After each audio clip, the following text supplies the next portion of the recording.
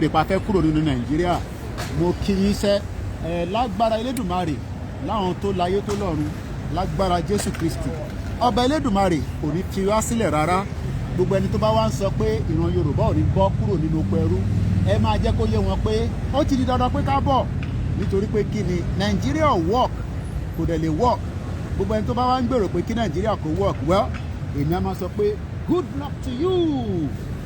luck to you tó bá jẹ́ pé ntẹ̀yìn fẹ́ nìyẹn pé kí Nàìjíríà kò ṣiṣẹ́ àwọn ò gbàdúrà kí Nàìjíríà kò ṣiṣẹ́ torí pé for 63 years Nàìjíríà fail gbogbo wa ẹ jẹ́ ká tẹ̀ kọ́kọ́ gbọ́ àwọn orin kéékèèké kan àbí kílẹ̀ ni mo wí ẹ̀yin èèyàn mi gbogbo yín tẹ́ ti ń darapọ̀ ẹ káàbọ̀ sórí ètò náà ẹ jẹ́ ká kàn ṣe fàájì díẹ̀ ká tún dára wa lẹ́kọ̀ọ́ bíi méjì mẹ́ta mo kí ìjáyàjáyà mo kí gbogbo ẹ̀yin tẹ́ ń bẹ káàkiri àwa la ní síyá àgbẹ̀yìn ọba Elédùmarè kò ní wá fi wá sílẹ̀ gbogbo ẹni tó bá wá ń sọ pé kíran Yorùbá kó má bọ́ lóko ẹrú ẹ bá wa béèrè pé kí lẹ̀ ṣe wa kí la ṣe fún wọn what is our offence ṣé torí pa ní Nàìjíríà ò ṣiṣẹ́ kí Nàìjíríà bá ṣiṣẹ́ táwọn máa sọ pé mo fẹ́ kí gbogbo yín kẹ́ máa wo kámẹ́rà mi ọ̀tọ̀ọ̀tọ̀ ní lálẹ́ yìí so ó rí fẹ́ lórí page tẹ́ bá ti ń wò mí kámẹ́rà kan fèsì iwájú ìkan fèsì ẹ̀yìn so ìkan lórí Instagram ìyẹn rẹ̀ ń tanná ni ó ń tanná yóró aago mẹ́sàn-án òun ló ṣẹ̀fẹ̀ lù London náà ní bíbà London ló ń pe bíbà so ẹ jẹ́ ká kọ́kọ́ gbọ́ ilé náà mò ń bọ̀ ẹ jẹ́ àgbé pọ́ńlù yẹn sókè díẹ̀ kákọ̀ ṣe fàájì díẹ̀ náà ní ká tó máa tẹ̀síwájú a tún máa dára wa lẹ́kọ̀ọ́ bíi méjì mẹ́ta Ọlọ́run Elédùmarè òun ló ní ìrìn àjò so àwa ń bẹ Ọlọ́run náà pé ìrìn àjò náà kó má pẹ́ ju bó ṣe yẹ lọ mo máa ń kí bàbá mi Mojid Ibrahim mo kí lókè ògùn mo kàn switch camera ẹ̀yin tẹ́ wà nígbà ẹ̀ tí ìrojú mi àbí ó yá ẹ jẹ́ kọ́kọ́ ẹ jẹ́ kẹ́ ẹ̀yin náà kẹ́ rí ojú mi Koiki Media bringing the world closer to your doorstep Koiki Media we bringing the world closer to your doorstep then never sabi ẹ ṣe gan yín tẹ́ ń fún wa ní gift lórí TikTok.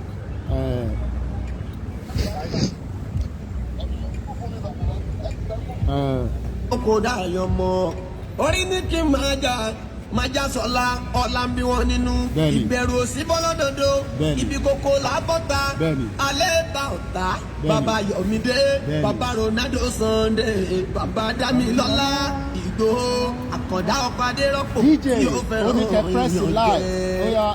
ìyànjẹ.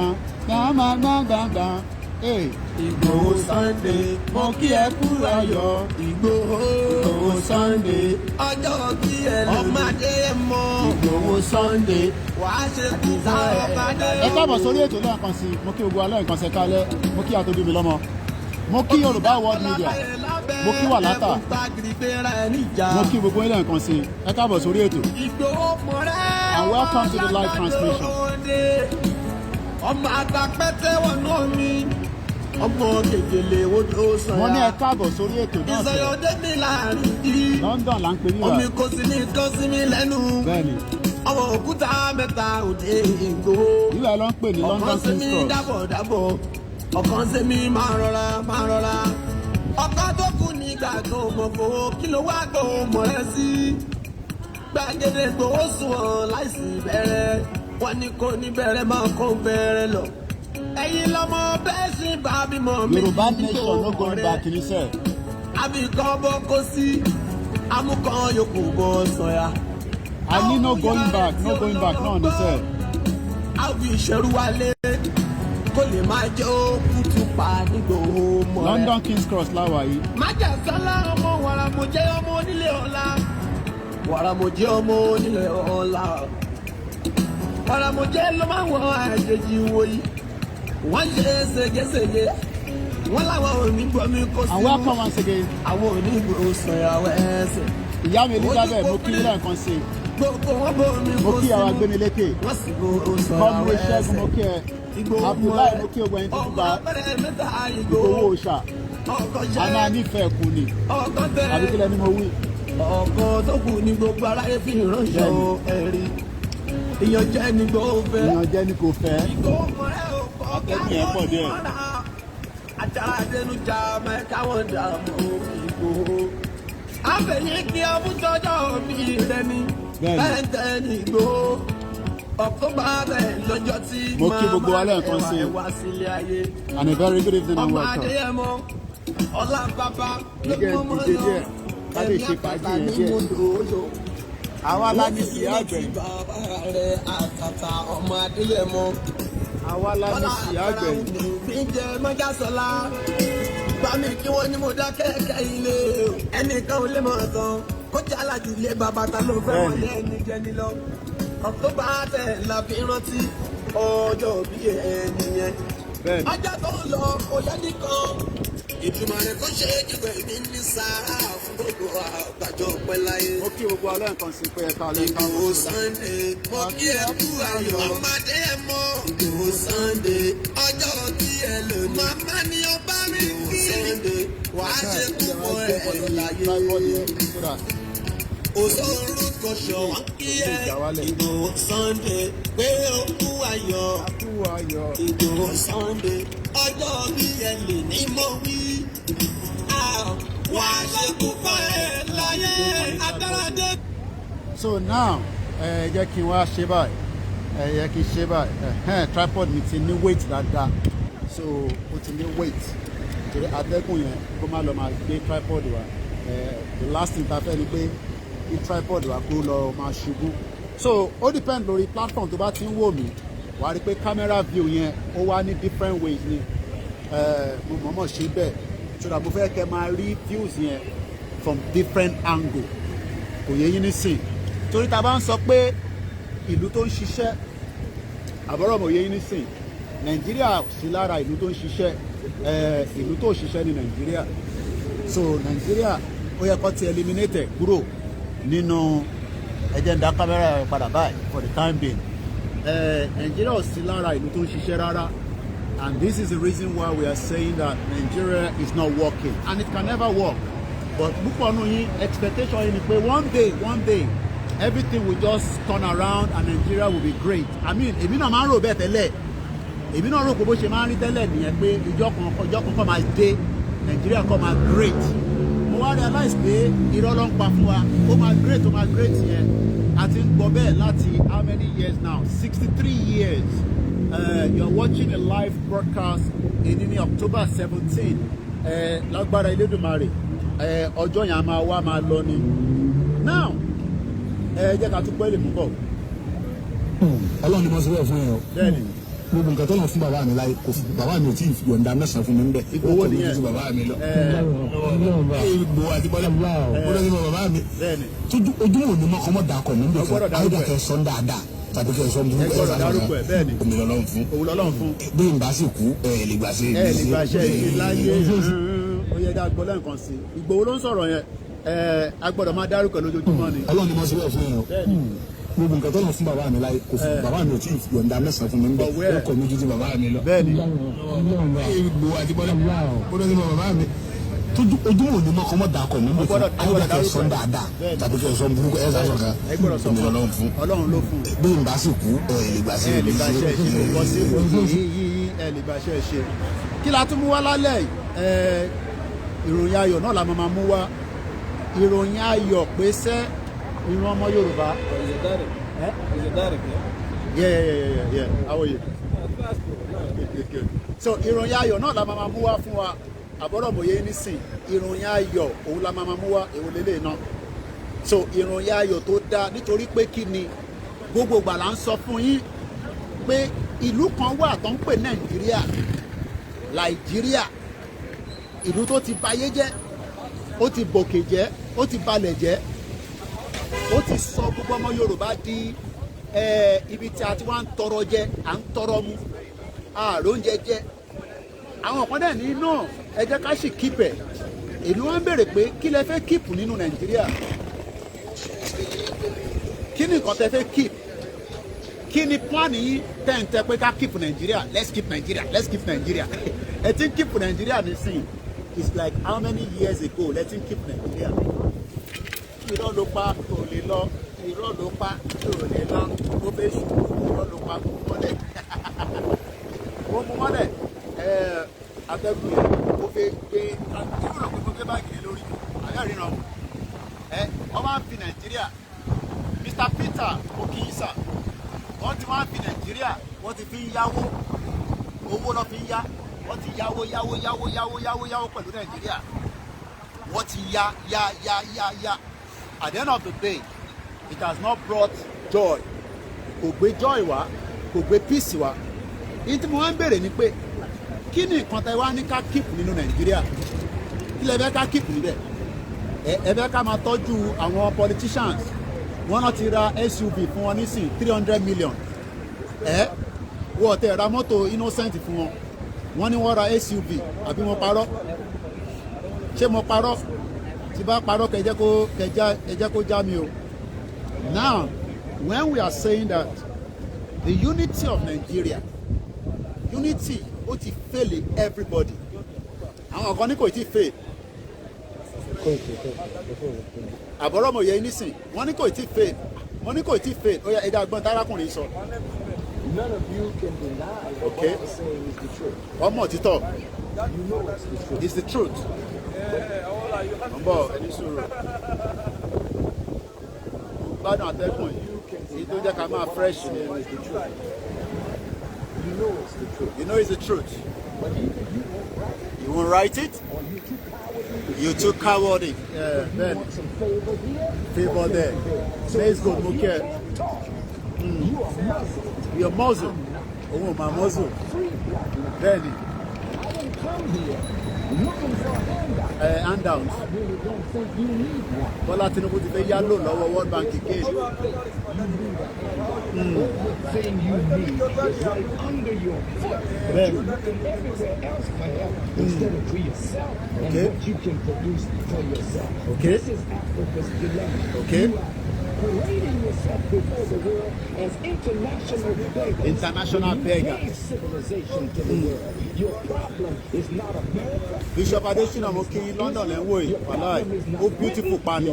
London máa ń dùn lálẹ́. Unity Wàláì. and your dependence on others to do for you what you can do for yourself. So I don't have to come back here anymore to help you. The help is already here. The knowledge is already here. The land is here. The sun is here. The water is here. The minerals is here. Are here. You have some of the finest minds in the world. Benny. They're in Europe and they're in America Benny. making money while Africa suffers. Kókó ìkè wọn ní náà tó ṣùgbọ́n báyìí. Bẹ́ẹ̀ni, iná máa jó yín ni. And call the children of Africa back home to help build Africa. We are your children. We are your children. And we will come. We will come back. Báyìí ní owó tá a máa gbé wá. Gbogbo owó tá a gbé wá.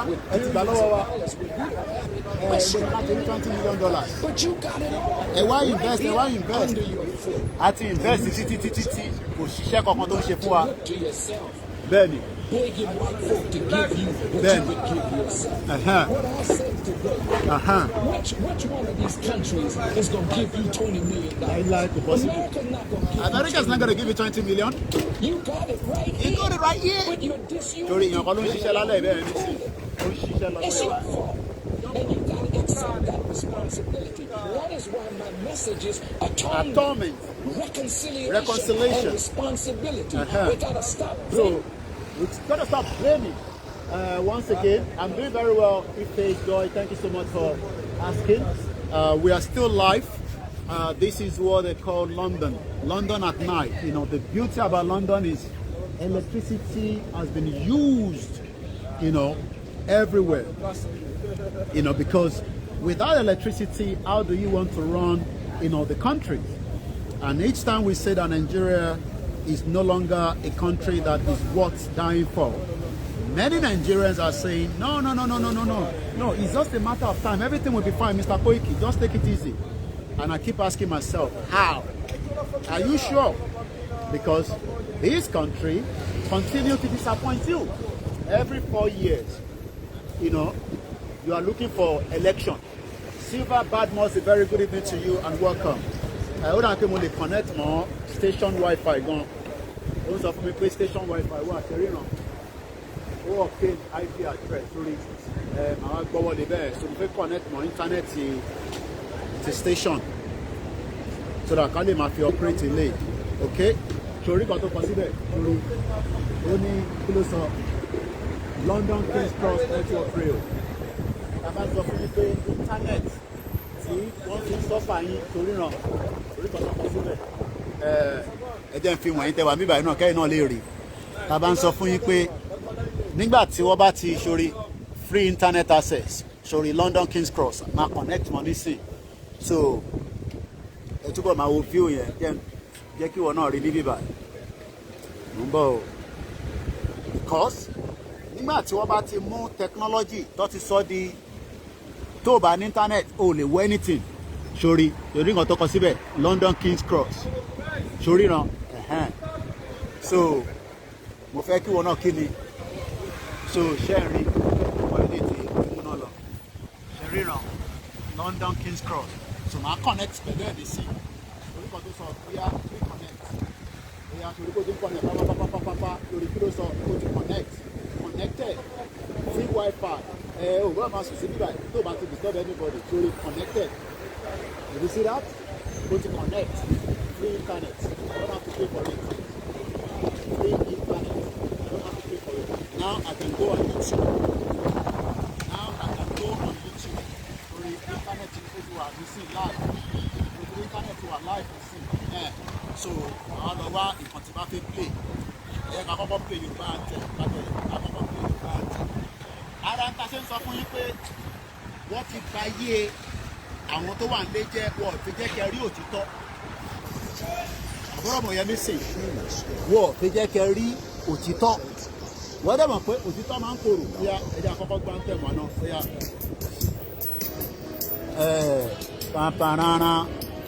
pàpàràrà iṣẹ́ wà orílẹ̀-èdè mi gbàgbéga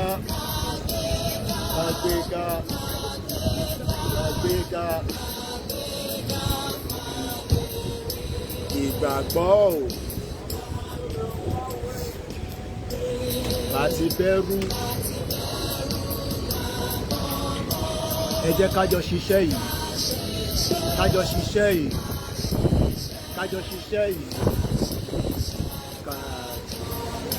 ìṣọ̀kan àti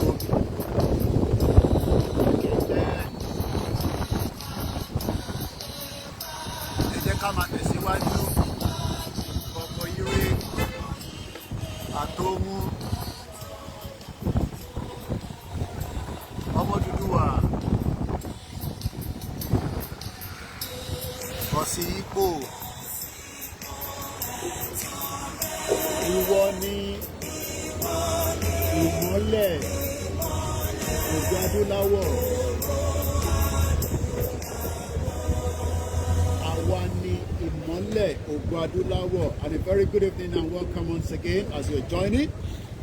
Help us to tell somebody else, you can share the broadcast, invite us. What I want to do tonight, if you know the studio number, I want you to call in. So let's do a quick call in. I have 1 hour, to do this broadcast. So I am live on all the platforms, as you can see there. Good evening and welcome. Victoria Ekalema Mokibuba Ibrahima. So when you can say Yoruba, no, I'm talking to the international audience. So I'm a mixer. I'm not obliged to speak Yoruba alone. I'm a Yoruba to pop. So I'm sure you understand English. I'm speaking English. So I have the phone open now, and we have enough battery cell on all the platforms. So if you want to get different camera view, depending on what you're watching, if you have 5 mobile phones, you can be watching different views. So you don't want to see me too much. I just want you to see as much of, and I'm going to be moving the phone in different directions so that I can give you, different views of what London looks like. I'm actually on the Euston Road. So if you want to call in, you know the number. Nyakonibu is going to deliver us from this Fulani. Well, we have to deliver ourselves. After hearing that there's a lot of atrocity going on. So if you want to call in, the line is open. Please call in. I don't know the number of it. So if I have my backup team, about a number and sitter, African Confidential, shout out to you, shout out to everyone. I'm reading your comment as well. My brother, before I buy data yesterday, I have to spend my breakfast. If you want to call in, if you want to join me on the TikTok as well, on the TikTok here, you can send a request. I will bring you in and let us have conversation. Many people say that this can still happen. Nigeria can still be like Britain. Do you agree? What is your take on all this? Let me hear your views. Come into the show and let's also learn from each other as well. The weather has changed in London, and this is the reason why we have a double jacket. We put on the thermal wear, and by the time you get old in this country, you are likely to have arthritis. Because if you live in a cold country for a very long time, not like Nigeria is very hot. But the hot of Nigeria is not giving us joy. And now we are saying, let us review. So we have the first caller coming in, and that is Bishop Adeshina. I don't know why he's not coming on the speaker. Hello, Bishop, go ahead. Okay, let's see if we can get the audio on. I know there's a lot of background noise, but let's hope we can get a better noise. Oh yeah, boss, okay. Okay, now we can hear Bishop very well. Everybody can hear Bishop. Bishop, go ahead. We can hear you loud and clear, sir. Yeah, Shegun Pupo. It's London, so beautiful. There is a special event happening. Yes.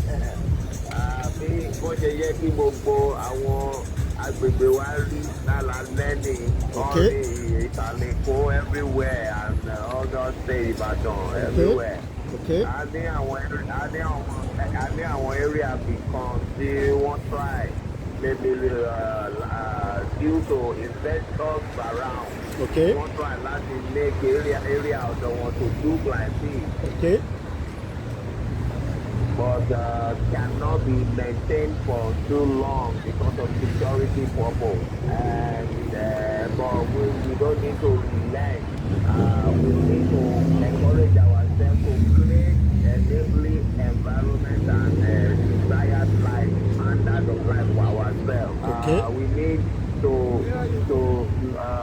design and employ the available security architecture like the security company. Okay. Uniform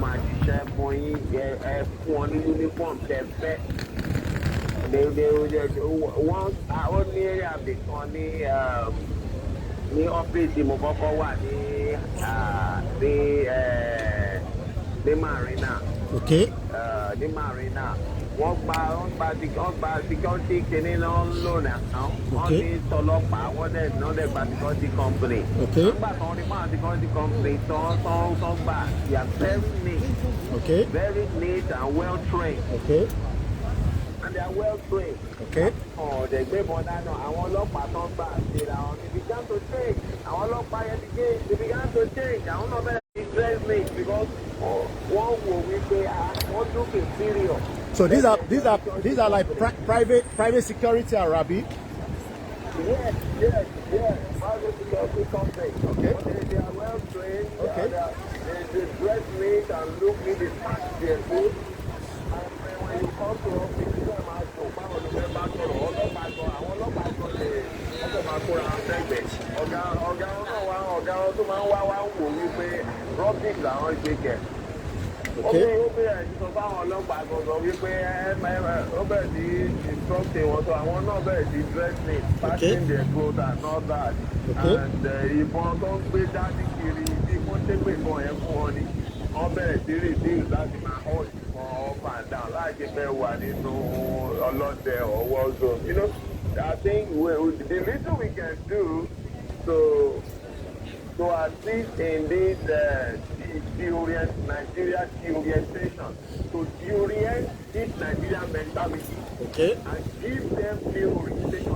What I mean is laudable and I like it because it's exposure. Exposure is part of education. Okay. A lot of people don't know what normal life is supposed to be until they see it, they are able to experience it. I'm sure some from Nigerians, some are in Nigeria, all 1 week.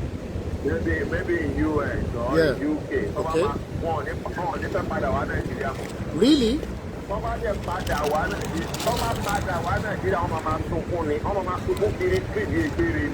Wow. Because they will, what they will, yes, I'm telling you the truth. I'm telling you the truth. Yeah, because this is all these things will my exposure or So the life I've been Bishop, exposed kí ló dé to. tí a kì í rí nightlife mọ́ ní Nigeria? Tó bá ti di 7, everything seems to go dark. Why is that? There is no power supply. Okay. There is no power in Nigeria. You are you as a person. You are like local government of your own house. Okay. You handle your electricity by yourself. Okay.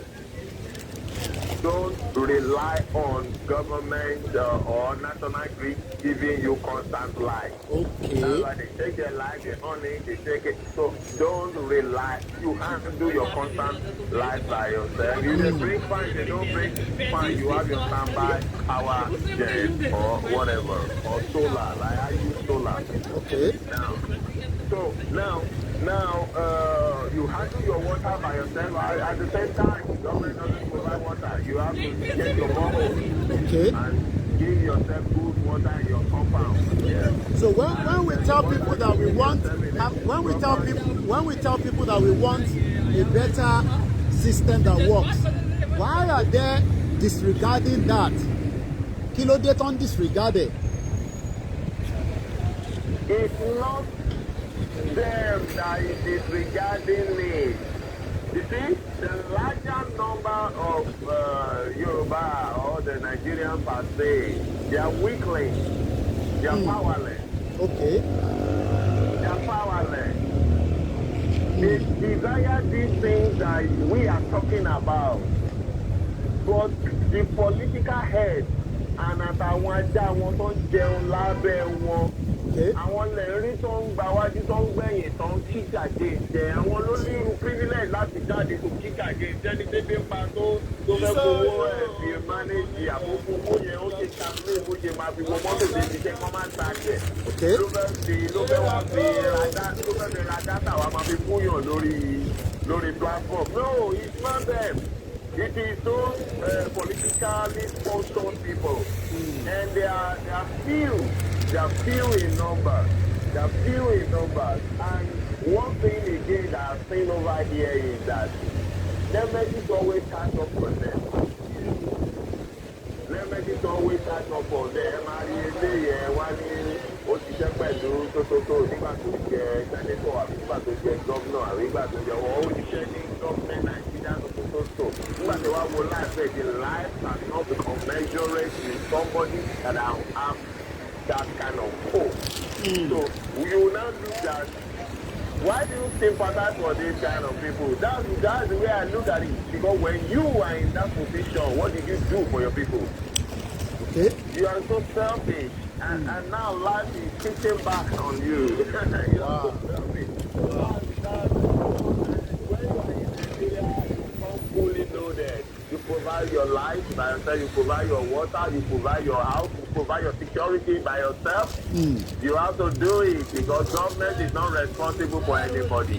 Government is just like a tax collector, collecting tax on your business, collecting tax on your shop, even the people hawking. Government collect tax, local government collect tax for people hawking.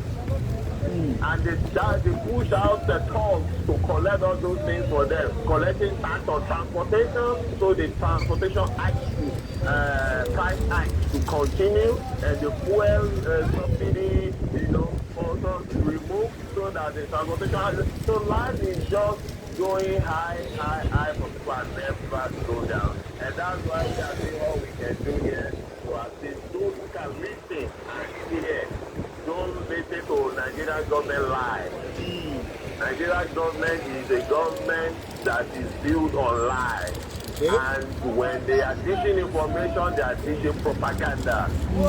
Nigerians that truly feel that they believe would have sit down and analyze Nigerian government in all the civil to them. and they are in that age. Nigeria government has failed them from there till they are in that age. So is it now that they will say that Nigeria government will change? No, except you are a fool. Except you are a fool. So God help us. I like what you are doing. And we replicate something like that and don't give us the ability in our area over here. Amen. Thank you very much. Well, that was our first caller, Bishop Adesina. Yes, sir. Mo fẹ́ kẹ́nà mi náà tún pé ẹ bá wa fi nọ́mbà síta yín tẹ́ bá mọ studio number wa. This is Koiki Media Live. We are live on the London King's Cross, a very busy place. We have another caller. You are live on Koiki Media. Ní láti dárúkọ tẹ́ bá fi dárúkọ ẹ̀ ní láti sọ bí tẹ́ ti ń pè wá. Ẹ kàn ní the contribution yín kó má dàbí pé mi nìkan ni mò ń sọ̀rọ̀. Ẹ gbóhùn sókè sàmúgbádùn yín. Ẹ máa wá bá wa gbóhùn yẹn sókè dáadáa ká lè bá gbọ́ ẹ̀ràn pé ta la wà. À ń gbọ́ yín sà.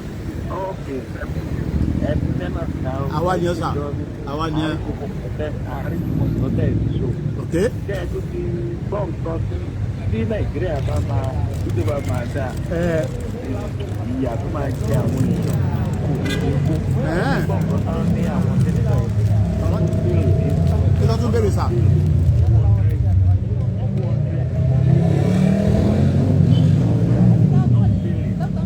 Ok. wọ́n ní kíkí ló ń sáyìn $200 million ká fún sẹ́nitọ̀ kọ̀ọ̀kan fáwọn àwọn representative ẹ̀ mọyì wọn tán wà bẹ́ẹ̀ àtúwájẹ́ bílíọ̀nù. Ok. Ok. Kẹ́rì pé wọ́n ti dá wọ́n fẹ́ ba ìdí ẹ̀ wọ́n fẹ́ dojú ẹ̀ kúrò pátápátá. So kí lẹ rò pé ó lè ṣẹlẹ̀ kí la lè ṣe sí wa. Ká máa pariwo ó yẹ ká pariwo síta fún Tinubu ní pé kó mọ̀ sáyìn kìíní yẹn. Ká pariwo fún Tinubu. Ìyá ẹ̀ máa le sí. Bẹ́ẹ̀ ni tọrọ ọ̀pọ̀lọpọ̀ àwọn èèyàn tó wà nínú àwọn ẹ̀jẹ̀. Tó wà lókè lọ ń kó wàhálà yẹn sí lọ. Tó wà lókè lọ ń kó wàhálà yẹn sí lọ. Ẹni tó máa kú láti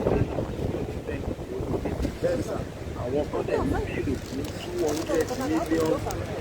$200 million naira. Marketing fence fún data fund tó wá ọdún máa gbọ́. Marketing fence táwọn ò jẹun health class tó náà ń bẹ́ nìyẹn. Ó bẹ́ẹ̀ bíìlì ìtọ́nà fún ìtọ́kọ̀ tí ń pèsè. Ok. Pé àfiwọ́ ọ̀gá òní ìwà òde orí tẹ̀lé. Kí lẹ rò pé dádì kí lẹ rò pé go wrong kí lẹ rò pé go wrong ẹ jẹ́ ká ẹ fún wa ní òye tọ̀dọ̀ ti yín sà kí lẹ rò pé go wrong tí àìtí lè dé stage ṣé ó ti pẹ́ jù nǹkan tá à ń béèrè fún ni àbí báwo àbí Nàìjíríà ò ní owó tó yẹ kó lè fi fún wa nínú development báyìí. Ìmọ̀tara ẹni nìkan ní ìdíbára ẹ̀ náà ní $200 million tá à ń sọ yìí tó ń béèrè fún. Ìmọ̀tara ẹni nìkan tó bá lè bàjẹ́ kó bàjẹ́ nǹkan tó ń gbé nínú. Ìmọ̀tara ẹni nìkan gbogbo wọn kan láìpẹ́. Ẹni tí kan bá ti lè òun ìfẹ́ wọn ṣàkó. Ẹ̀ṣẹ̀ lọ kọ́ náà iṣẹ́ ti ṣe àríyọ yẹn. Bẹ́ẹ̀ni sà. Ẹ̀ṣẹ̀ àrí nǹkan tó ṣe. Ó wá ń fi owó yẹn ó wá ń ná owó yẹn ní òun ṣòwò nìkan àti àkọ́ńtìlẹ̀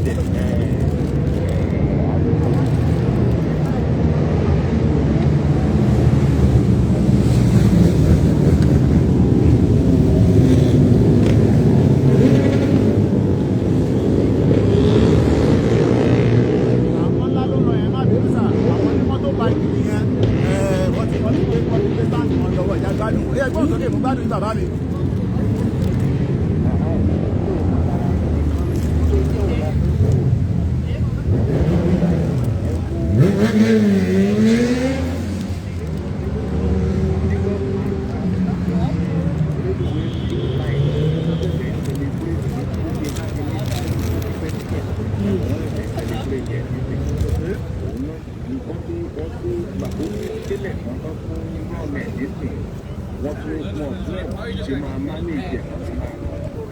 mánéjì láti lè jẹnẹrétì ní tí gbogbo orí nǹkan bẹ́ẹ̀ tó la fẹ́ kú ní ìlú ìjọba yìí.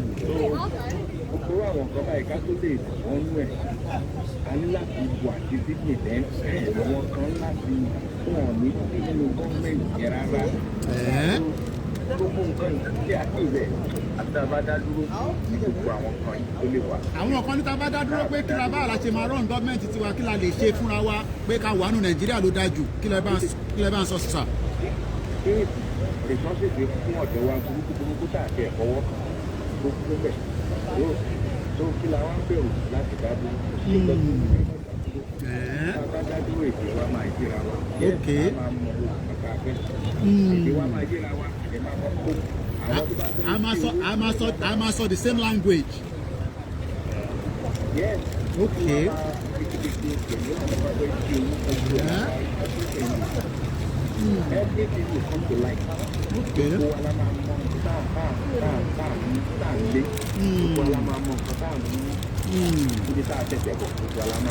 Okay. Kódà.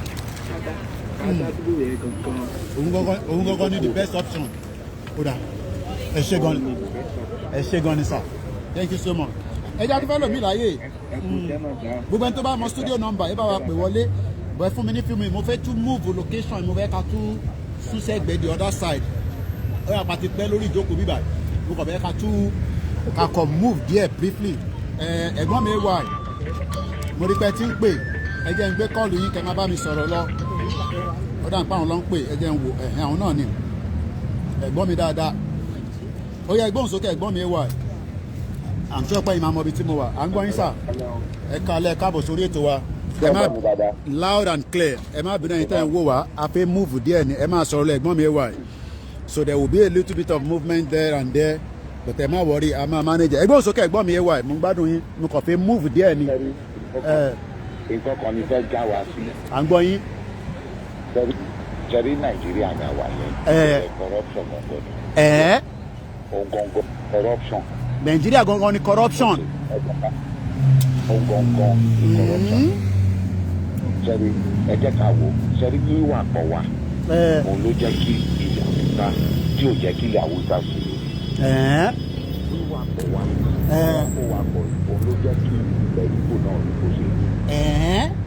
Wíwà pọ̀ wá tí wọ́n kó wa pọ̀ ló jẹ́ kí ilẹ̀ Yorùbá náà bàjẹ́ lọ báyìí. Síbẹ̀ ló fà á ní pé wọ́n yọ ownership yẹn kó lọ́wọ́ wa. Wow, okay, Yakona was on the bus 24. Just saw you Koiki Eshegun Olashoyindele Milano. Bẹ̀ ṣe máa rí mi nísìn. Ó yá Ọlọ́run Ṣóyíndélé, Ọlọ́run ṣẹ́mi náà délé. Mo ń gbádùn yẹn gbọ́n mi. Wíwà pọ̀ yẹn. Nǹkan tó ní ìlú pé wọ́n yọ sọ́fẹ̀tì kó lọ́wọ́ wa. Wọ́n yọ ownership yẹn kó lọ́wọ́ wa. Dáàbò àjẹsẹ̀ rí pé nǹkan tí ẹnì kan bá ṣe àṣegbè. Kò sí èèyàn tó lè sọ pé èmi ni ibi wáyé tó máa ṣe báyìí nígbà àìsí báyìí. Nǹkan tó bẹ̀ fa ìbẹ̀rẹ̀ corruption ìgbàgbọ́ kò sí àbò mi. Entrance King's Cross lè rí yẹn èyí tẹ́ fẹ́ wá sí bíbá mò ń gbádùn yẹn ẹ̀gbọ́n mi wà mò ń gbádùn yín lọ́wọ́lọ́wọ́ ni o bí bóyìnbó ṣe ń gbádùn sìgá. Lọ́jọ́ èèyàn tó ní yẹn òun ni ọ̀rẹ́ òyìnbó. Wọ́n ní òyìnbó kíkẹ́ ni wọ́n ṣe yẹn wọ́n yọ ownership kúrò lọ́wọ́ wa ibi wàpọ̀ ká wàpọ̀. Ṣé pé wọ́n ti gba ownership kúrò lọ́wọ́ wa? Wọ́n ti gbà. Kábíyèsí Elédùmarè. Ẹ wo tó bá jẹ́ pé wọ́n gbà. Àwọn ọba wa tó jẹ́ olórí wa wọ́n ti pàṣẹ. Ìgbà tó kò lè pàṣẹ kí ló sì. Wọ́n ti gbà lọ́wọ́ wa nìyẹn. Tó bàbá ní Yorùbá ibo ni ìlú yín lè sọ pé ilẹ̀ Yorùbá wọn. Ẹ máa ní Nàìjíríà ẹbíra yín ká ní Nàìjíríà. Ibo ni ilẹ̀ ní Nàìjíríà. Ọ̀rọ̀ yìí yẹn ṣe fi máa yé mi ní o.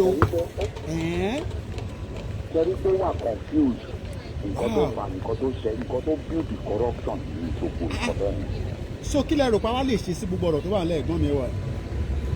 Àwọn kan ní pé káṣí kíìpù Nàìjíríà wọ́n ní ẹ̀gbọ́n mi wà wọ́n ní ojú kan yín ni wọ́n ní London tí mo fi wọ̀nyí gan sẹ̀ wọ́n ní it was not built in one day pé kí wá ní wàhálà wa wọ́n ní ṣèbí Lagos state náà ti ń build London díẹ̀díẹ̀.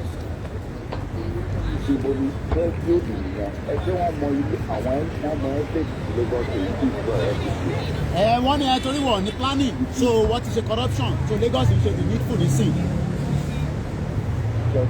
ṣẹ́rí wọ́n ní ìlú tí ò bá ti ní good foundation. Gbogbo nǹkan tó bá wà bẹ́ẹ̀ wọ́n máa wo. Ìlú tó bá ti ní good foundation. Máa mú òbí kẹ̀kẹ́. Almost every year Lagos ṣe máa wó bí kẹ̀kẹ́. Okay. Máa wọ́ almost every year. Nílò máa because of poor foundation. Okay. Kí dẹ̀ ní foundation yẹn because wọ́n ti yọ sovereignty kó lọ́wọ́ òun orí. Okay. Olófà tó ti jẹ́ pé a máa rí òyìnbó bí mẹ̀sáyà. Sovereignty yẹn wọ́n ti yọ bẹ́ẹ̀ bá mú sọ ṣé ẹ lè ní bàbá sí ìfẹ́ máa wo bàbá mi ju bàbá yìí. Okay. Àfi ìgbà bá jẹ́ pé bí respect rẹ lè fún ọ bàbá mi. Bọ̀ bàbá wa ni wọ́n ti yọ kó lẹ́nu wa wọ́n ti yọ kó. So no going back in. Media. Thank you so much. Yeah. All right. Safe journey back home. All right. Take care. Mo ń gbádùn yẹn gbọ́n mi ẹ wá o. Mo ń gbádùn yín bí òyìnbó ṣe ń gbádùn sìgá. Tá a bá break Nàìjíríà, àìsọ́ọ̀bù corruption. So ní ọ̀dọ́ tí bá gbọ́ yín dáadáa ẹ̀gbọ́n mi ẹ wá ẹ̀. Bí a torí òtútù tó wà ní London lẹ́jẹ̀ sọ báyìí o. Bí a torí pé gbogbo bísíǹsì yìí tẹ́fẹ́ ṣe Nàìjíríà ẹ̀wọ́n ti gbá yín lẹ́jẹ̀ sọ báyìí. Ẹ ṣúọ̀ pé tá a bá break ààrò ìlọsíwájú ní Nàìjíríà. Aago 9 àbọ̀ màá ló lù ilẹ̀ ọmọ ìtì ìṣú ní London ilẹ̀ iṣẹ́ mọ́ ni. Ok, mo fẹ́ ti ní bẹ́ẹ̀ sọ̀kan. Ẹ máa bí mímọ̀ dání lóhùn. Àwọn èèyàn tí Boko Haram pààyàn ní Benue tí wọ́n fọ̀ kí àwọn tíráìpù tó pa wọ́n. Èmi ò rò kọ́ ṣé èèyàn lè forgive ẹni tó bá pààyàn ṣá. Ó ti sùn pé tọ́wọ̀n yẹn tó lè bára wọn gbé pọ̀ wọ́n gbọ́dọ̀ ṣe reconciliation. Ok. Bọ̀ ṣé a ṣe reconciliation yẹn ṣé a ṣe àbẹ̀bí. Ẹ̀gbọ́n bàbá wa kan láwùjọ wọn ní Nàìjíríà is dead. Is dead.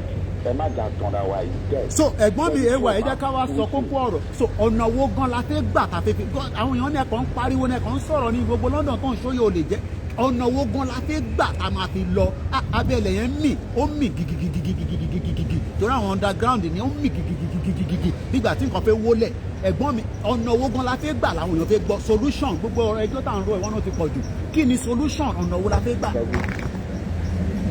Ó ń ṣe plan Nàìjíríà wà wà.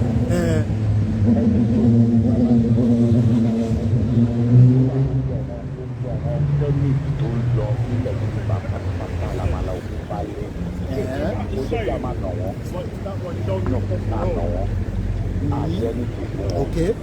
Ọ̀nà àgbẹ̀rẹ̀. Okay. Kérò bá ti pọ̀. Okay. Okay. Ẹ jẹ́ ká ṣe bẹ́ẹ̀. Ká wá dúró sílé wọn kó bá fún wa ní ààbọ̀. Ok, tí bá gbọ́ yín dáadáa a máa gbé ẹjọ́ wa lọ bá àwọn sínétọ̀ wa pé enough is enough wàhálà yìí ti pọ̀ jù. Ok. Ṣẹ̀rí ẹni awareness bàbá ti fẹ́ ṣe ń sùn. Gbogbo senate tó bá wà ní state yẹn àti reps la máa lọ́lé wọn. Ok. Pẹ̀lú gbogbo èrò. Àwa fún wọn ní time. 3 months. Okay. Ẹ fún wa ní reply. Okay. In 3 months time. À ń bọ̀ padà. Okay. Bóyá referendum la máa ní kí wọ́n lọ jà fún wa ní o. Ọ́ afẹ́ yóò bá mi sùn. Okay. So ibi tíṣẹ́ wà nísìn ni pé àwọn representative wa House of Reps àti senator tí bá gbọ́ yín dáadáa a níṣẹ́ ta gbọ́dọ̀ ṣe pẹ̀lú wọn wọ́n gbọ́dọ̀ gbọ́ nǹkan tá à ń sọ. Wọ́n gbọ́dọ̀ gbé mẹ́sẹ̀gì wa lọ síbi tó bá mú wọn tó fẹ́ gbé lọ. Ìjọba ìta bá ṣe yẹn tí wọ́n bá fún wa ní àbọ̀. Then any big protest tó bá ń bọ̀ lórí tí ìjọba bá balẹ̀. So ìtọ́ bá bá ó dà ok ó dà ẹja tó fẹ́ lómi ìlàyé ẹ̀gbọ́n mi ambulance ló ń lọ yẹn àwọn òun fẹ́ kíyàn kú nílùú òyìnbó ẹni fẹ́ dá sí ẹ̀yin náà ẹ bá wa pè wọlé ẹ tó bá ní studio number èmi gan mọ studio number yẹn lórí ẹni tó bá mọ̀ ẹ bá fi sínú comment section ẹ̀yin tẹ́ bá fẹ́ join mi lórí TikTok ẹ lè wọlé tó bá fẹ́ defend Bọ́lá Tinubu o lè wá defend ẹ̀ tó bá fẹ́ defend Àtíkù gan o lè wá defend ẹ̀ tó bá fẹ́ defend Yorùbá nation ìwọ náà lè wá defend ẹ̀ kó sọ fún mi pé ṣé ní aago 9 àbọ̀ níbi tílẹ̀ ṣúdé lálẹ́ níbi tílẹ̀ ṣúdé ǹjẹ́ wọn náà lè sọ pé security ń bẹ ní Nàìjíríà àbí pé Tinubu sì ń ṣètò bí security ṣe máa lọ dáadáa? Ìwọ náà lè wá sọ fún mi o, ibi tó bá rò lọ́kàn ẹ ìwọ náà wá sọ fún mi. àní sẹ́lẹ̀ nǹkan sí mo kí gbogbo wa pé ẹ káàbọ̀ sórí ètò Yorùbá Nation campaign activist làwa. Àwa máa ń gbé message Yorùbá Nation, a máa ń tì káàkiri ni, tá a bá ti lọ báyìí á ti lọ báyìí.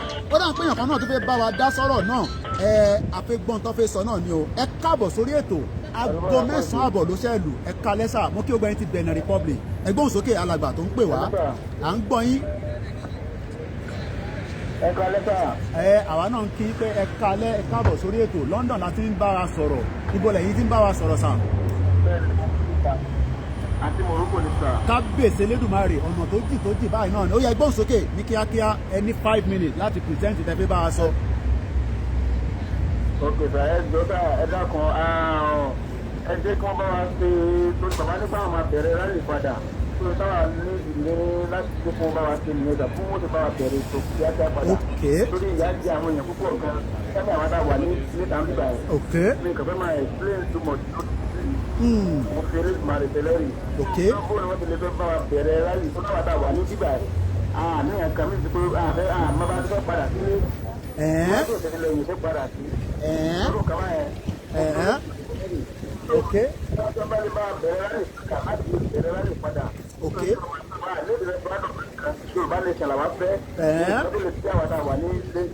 Ok.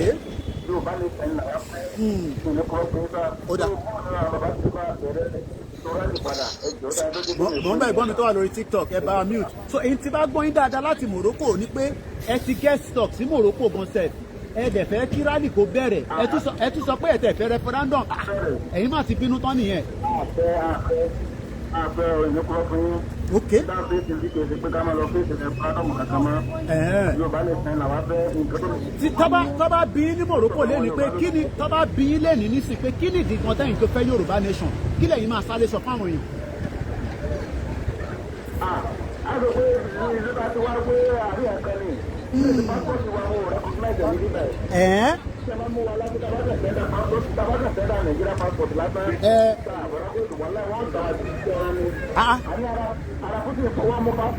Mo ń bọ̀ lórí TikTok ẹ̀gbọ́n mi ní sùúrù díẹ̀.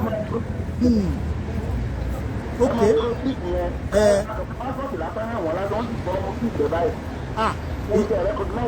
Wọ́n recognize passport wa. Bíyá bàbá wa Bọ́lá Tinubu ń ṣiṣẹ́ lé lórí, bíyá President Bọ́lá Tinubu tó bá ti gbé ní ambassador wa, bí ó máa ṣiṣẹ́ lórí ẹ̀. Bí a ká ṣe ká fún Tinubu ní time. Mo fẹ́ lọ sórí TikTok, wọ́n ń dúró dè mí lórí TikTok. Ṣé ẹ ní sùúrù ẹ̀gbọ́n mi bàbá mi? Ọmọ Yorùbá máa ló wà níbẹ̀, Bọ́lá Tinubu ọmọ Yorùbá máa ní president wa. Bàbá ìtì bínú tán ó dà ẹ ṣe.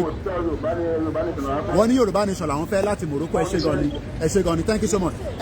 Ó yá lórí TikTok ẹ gbóhùn sókè, ẹ má bínú gbogbo yín tó pẹ̀lẹ́ má gbọ́n wọn dáadáa torí TikTok yẹn connect mọ́ speaker.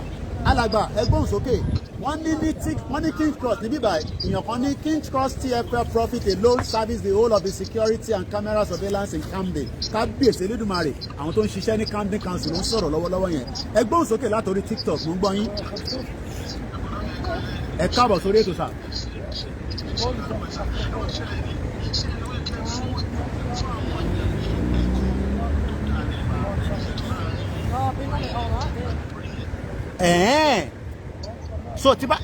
So tí bá gbọ́ yín dáadáa ẹni ẹmọ̀ a fẹ́ máa transmit ní tẹ́ǹsì torí kò ń ṣe gbogbo ẹ̀ ló máa gbọ́n tẹ́ǹsì. Tí bá gbọ́ yín dáadáa ẹnu ẹ̀ ká dáhùn èèyàn lẹ́kọ̀ọ́ nípa kí ni sà.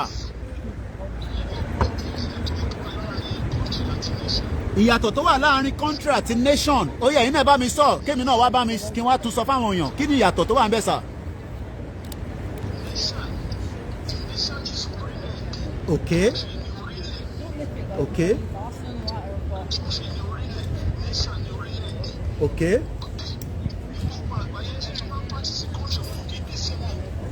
Okay.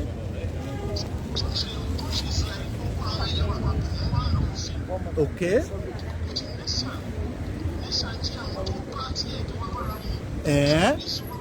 Okay. no ṣé o ti bá gbọ́ yín nísìn ṣé Nàìjíríà ò kì í ṣe nation lẹ́ ń sọ nísìn ṣe bí gbogbo àjọ ń gbé papọ̀ náà dẹ̀ ń bára wa sùn à ń fúnra wa lóyún à ń fẹ́ra wa.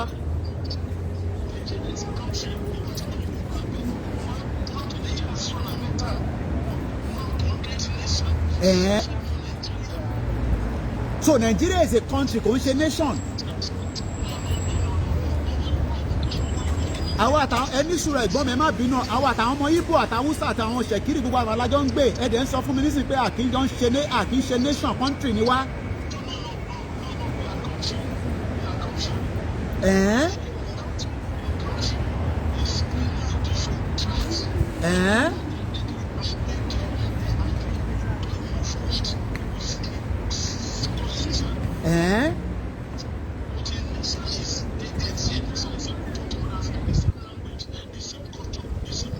Okay, so tí bá wọ agbádá nísìnyí àti ọmọ Haúsá tó wọ aṣọ tiẹ̀ ìyàtọ̀ wà láàrin wa lẹ́ ń sọ yẹn.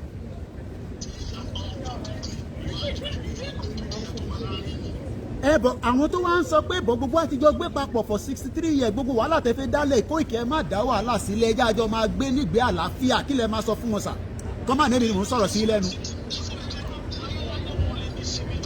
Ẹ má máa ní àlè nísìmí ẹ̀ ń dẹ́rùbà àwọn èèyàn nìyẹn tẹ́ bá ní àlè nísìmí bíi ti báwo.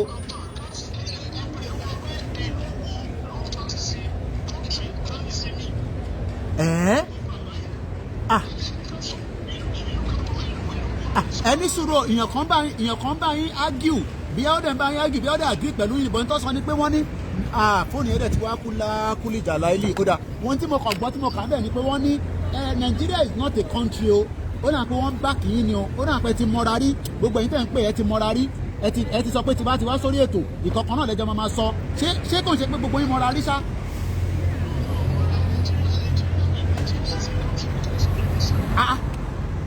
Àwọn òyìnbó tẹ̀ ń pè lálẹ́ yìí ti fẹ́ máa dẹ́rù bà mí gan òyìnbó ẹ máa jẹ́ ń sá fún òyìnbó tẹ̀ ń sọ lálẹ́ yìí o bọ́státì náà gba bíbá kọjá.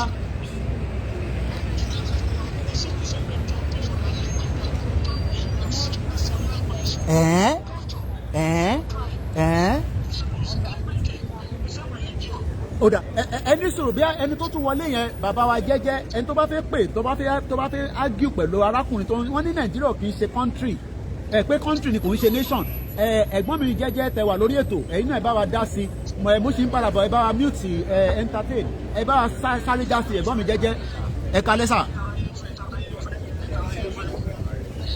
ẹ káàbọ̀ sà.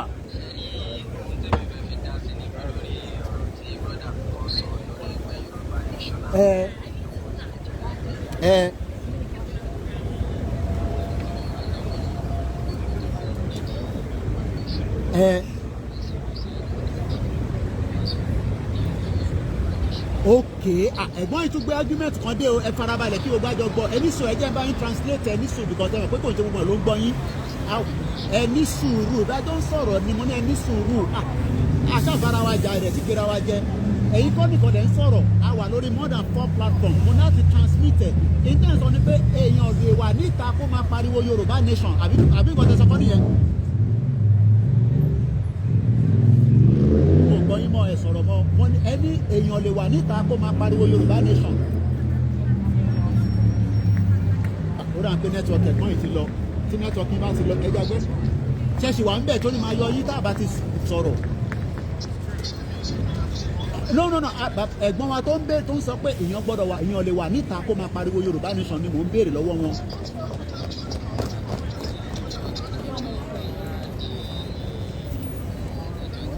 okay wà delay ni okay so interface wọn nísìnyí pé every one of us láti wà nínú Nàìjíríà láti máa pariwo Yorùbá nation.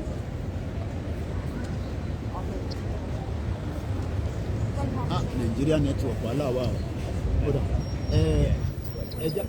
ẹja fẹ̀gbọ́n yẹn sílẹ̀ ó dà pé ẹ̀gbọ́n kan tó sọ tán lẹ́ǹkan wọ́n ní gbogbo àgbọ̀dọ̀ wà nínú ilé wọ́n ní mo lè máa jókòó níta kí n máa pariwo Yorùbá nation èyí tẹ́ bá fẹ́ pè wọlé èyí náà pè wọlé.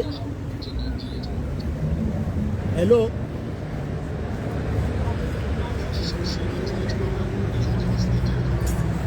So gbogbo àgbọ̀dọ̀ wà ní Nàìjíríà láti máa pariwo Yorùbá nation àbí tó ń sọ nìyẹn.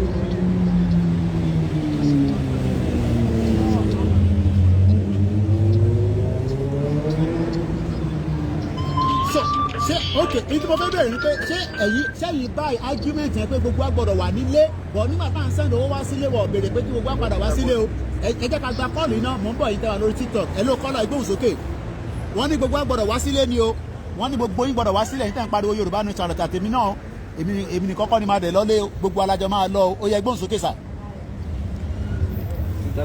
mò ń gbádùn yín sà ọjọ́ kan pẹ̀lú sà.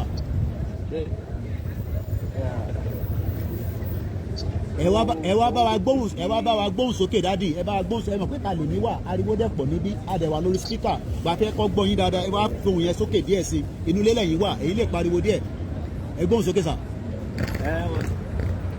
mo ní òun lè tì sí tọ́pìkì tẹ gbé wálé. ó dà sà à ń gbọ́ yín sà.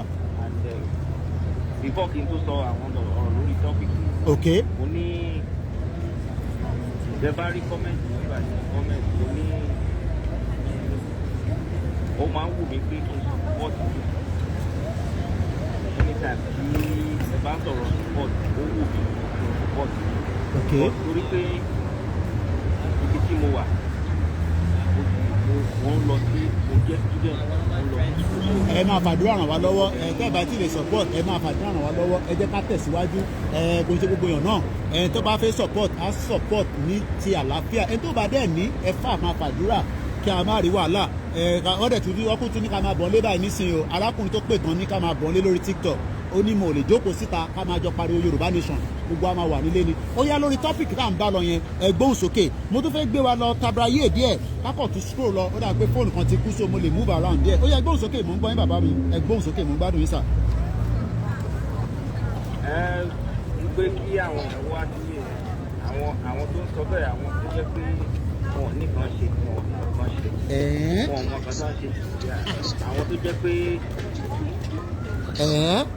ṣé wọ́n mọ bó ṣe ń lọ. wọ́n mọ bó ṣe ń lọ. ok ẹja tún lọ scroll round. wàhálà yẹn ò tí ì tó ni. wàhálà yẹn ò tí ì tó ni wọn ò tí ì mọ àwọn tó jẹ́ ọ̀tá wọn. àwọn aláàtà ló rọrùn kò bí ó jẹ́ ọ̀tá wọn. wọ́n pé gọ́ọ̀mẹ̀ntì gangan lọ̀tá wọn. kò tí ojú wọn ò tí ì là. so wọ́n rò pàwọ́ táwa níta ni problem. bẹ́ẹ̀ ni òun náà ti sọ pé ẹ̀yin náà wálé ẹ̀ wálé. so wọn ò tí mọ̀ pé gọ́ọ̀mẹ̀ntì ni ọ̀tá wọn. ṣùgbọ́n tó yẹ kó tẹ̀ ẹ̀kọ́ wọn. Gọ́ọ̀mẹ̀ntì tó fi tara rìn di wọ́n jẹ gbogbo ẹ̀ múlẹ̀ fún. ok ok wọ́n fi sápò ara wọn. ok. ọ̀rọ̀ kọ́ńtì yẹn nǹkan tí mo kàn fẹ́ sọ nípa ọ̀rọ̀ kọ́ńtì yẹn ni pé. à ń gbọ́ yín sà. kò lè sí development. kò lè sí development. síwájú. kò lè sí ìlọsíwájú. ok. torí pé ìpínlẹ̀ ìlú yẹn ló forí ẹ̀ sọlẹ̀ sí. wọn ò fẹ́ kí development wà. wọn ò fẹ́ kí development wà. gbogbo àwọn tó jẹ́ politician wọ́n máa gbogbo nǹkan táwọn aráàlú ń sọ wọ́n á gbọ́ sí wọn lẹ́nu. wọ́n á gbọ́ sí wọn lẹ́nu. nígbà tára ìlú bá dìde tó máa ní ibi ń pa wọ́n o. tẹ bá rí wọn ní house yẹ̀yẹ́ náà wọ́n máa ṣe ẹ̀rù náà wọ́n máa rí. ẹ ti rí i pé wọn ò bìkítà nípa aráàlú. ok. ṣùgbọ́n aráàlú àwọn ẹ̀kọ́ gbé ogun lọ bá wọn. wọ́n bá gbé ogun lọ bá wọn wọ́n mọ̀ pé aráàlú ò gbà. wọn ò fi mọ ní kékeré máa rí pé aráàlú. ok. tẹ bá gbọ́ ọ̀kan tí Améjì sọ Améjì yẹn. kí ló sọ sà. ó mọ̀ pé àwọn ń jalè. Améjì sọ ó mọ̀ pé àwọn ń jalè. àwọn aráàlú ni àwọn ẹgbẹ́ tí aráàlú ò dìde. onáràlú ni kò dìde. bẹ́ẹ̀ ni ó láwọn aráàlú ó ní olè káwọn ń jà.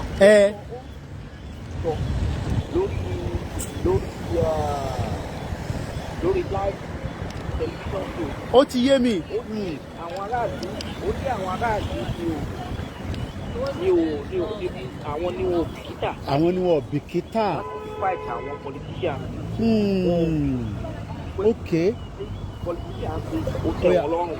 Olùdíwà yìí pé wọ́n bẹ̀rẹ̀ sí. Mò ń bẹ̀rẹ̀ tẹ́ wa lórí TikTok o, a máa gbé wọlé nísìn. Wọ́n lé wọn káàkiri náà. Ṣé ìjòkó lé wọn náà lé wọn káàkiri ó ní àwọn politician wọn máa dẹ́kun láti máa jalè láti máa jí owó ìlú. Ó ní ṣùgbọ́n àwọn aráàlú wọn fi kíta ó ní báwọn politician ṣe wọ́n ṣe jí owó náà náà kò tó dáná. Ẹgbẹ́ ayélujára ló ti sọ fún ìjọba ń ṣe ìyẹn. Ó ní ọ̀ǹtìtàrà ló bá dìde. Lọ́rí pé nǹkan tí àwọn politician ṣe nǹkan tó kú já ẹ̀.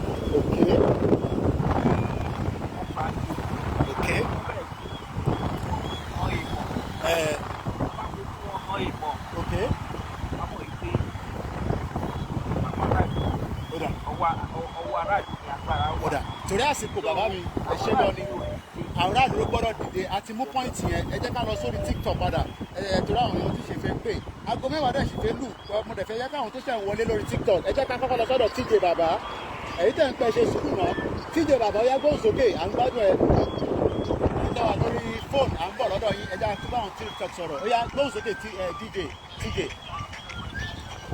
ẹ jẹ́ reduce fóònù yìí ariwo tó ń pa yẹn sódà ká lè fi gbọ́ èyí tẹ̀ wà lórí TikTok ẹ káàbọ̀ sórí ètò ẹ̀ka lẹ́ TJ bàbá ẹ káàbọ̀.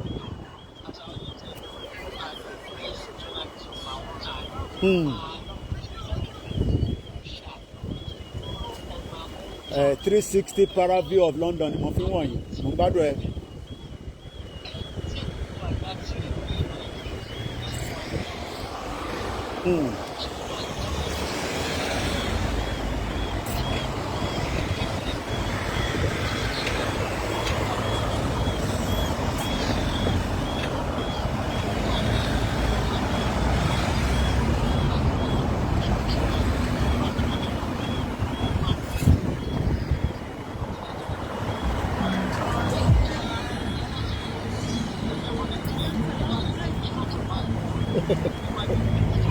Different platforms, TikTok, YouTube, Facebook, Instagram. That's the work of a journalist. You have to capture all the platforms.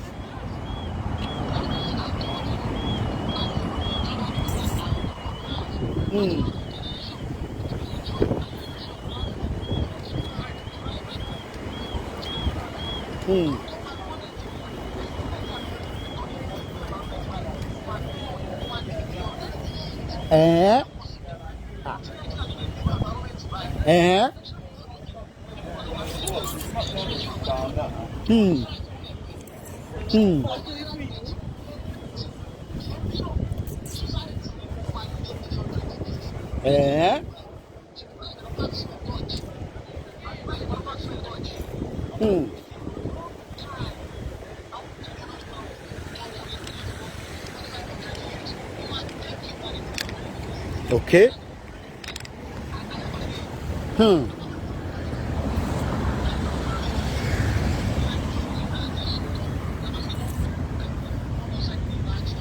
Okay. We don't know our rights. Oda Eshegoni TJ. The next Eshegoni Mr. TJ. The next person about goes okay, Rogi. Ekabosa. Ekale eba ma jáwùn yẹn sókè díẹ̀ mọ̀ pé noise background tai. Eko jáwùn yẹn sókè díẹ̀ à ń gbọ́ yín sà. Ẹ̀yin tẹ́ ń pè mọ́ ń bọ̀ lọ́dọ̀ yín o. A sì ń gbádùn àwọn tó wà lórí TikTok lọ́wọ́. Bí ẹni tó ń gbádùn ìgbóyìnbó tó ń gbádùn sìgá náà ni. Ó yá gbóhùn sókè.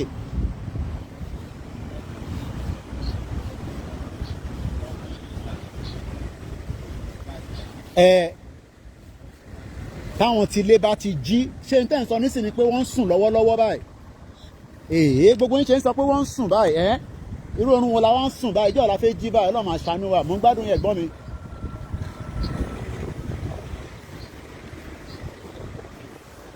ẹ ṣàgbọ́n tó ní ká máa bọ̀ ń lé oníkájọ máa ṣe Yorùbá nation kájọ wá sílé obìnrin lẹ́ni tó ń wa mọ́tò yo látàbí yìí ìyá tó ń wọ obìnrin lẹ́ni tó ń wá yẹn bó ṣe ń lọ yẹn obìnrin ni. Mo fẹ́ gbé yín lọ síbi tá a ti máa ń wọ train tó bá fẹ́ lọ sí Paris mo gbádùn yẹn gbọ́n mi rọ́gbì.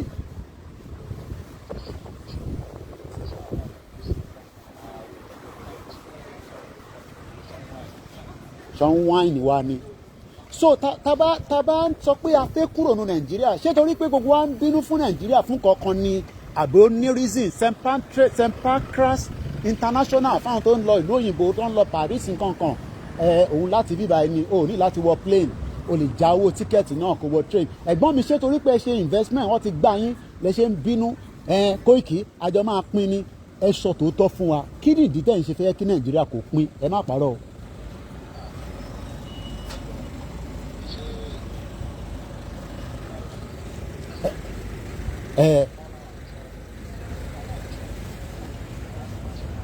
èmi náà máa ṣe bí ọmọ ta máa ṣe bí ọmọ agbèrò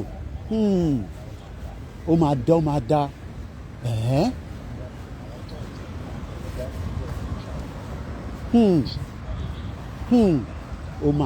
máa dá ẹnu ó máa dá náà àwọn bàbá kan kú sí báyìí àwọn ìyá kan kú sẹ́nu ẹ̀ ní o ó dá ìmọ̀ràn wo lẹ máa fún gbogbo àwa tá a wà níta àtàwọn kọjú àwọn tó wà ń ta kan náà wà tó fara mọ́ pé kí Nàìjíríà kò pín o bọ̀wọ̀ kúrò ní London wọ́n dẹ̀ kúrò ní Amẹ́ríkà wọ́n dẹ̀ kúrò ní Europe bọ̀ tí wọ́n ní pé Nàìjíríà máa da níjọ́ kan mò ń gbádùn yín.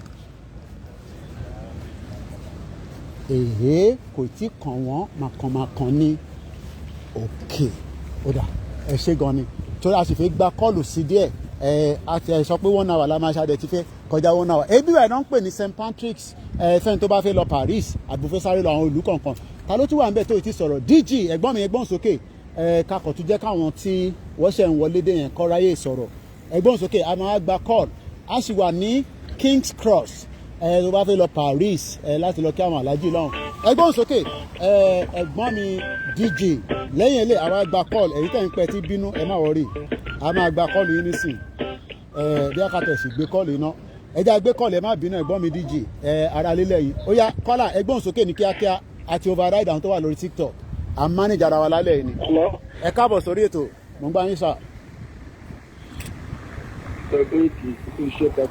Ọlọ́run ní ká dúpẹ́ fún ìyá ó ṣe ń bọ́lẹ̀ ni kò tí ì pọ̀ púpọ̀ mo ti dé fìlà mo wọ tá máa wẹ̀ gbogbo ẹni mo wọ̀ ó yẹ kí n bí akitẹ̀ jókòó báyìí ẹ̀yẹ́ ń jókòó díẹ̀ báyìí aṣọ àìtí kúrò lórí ẹ̀ ó yá ẹ̀yẹ́ kémi náà kọ́ jókòó sábẹ́ igi róńbò agbẹ́gi rombo ó yá mo gbádùn yẹ gbóhùn sókè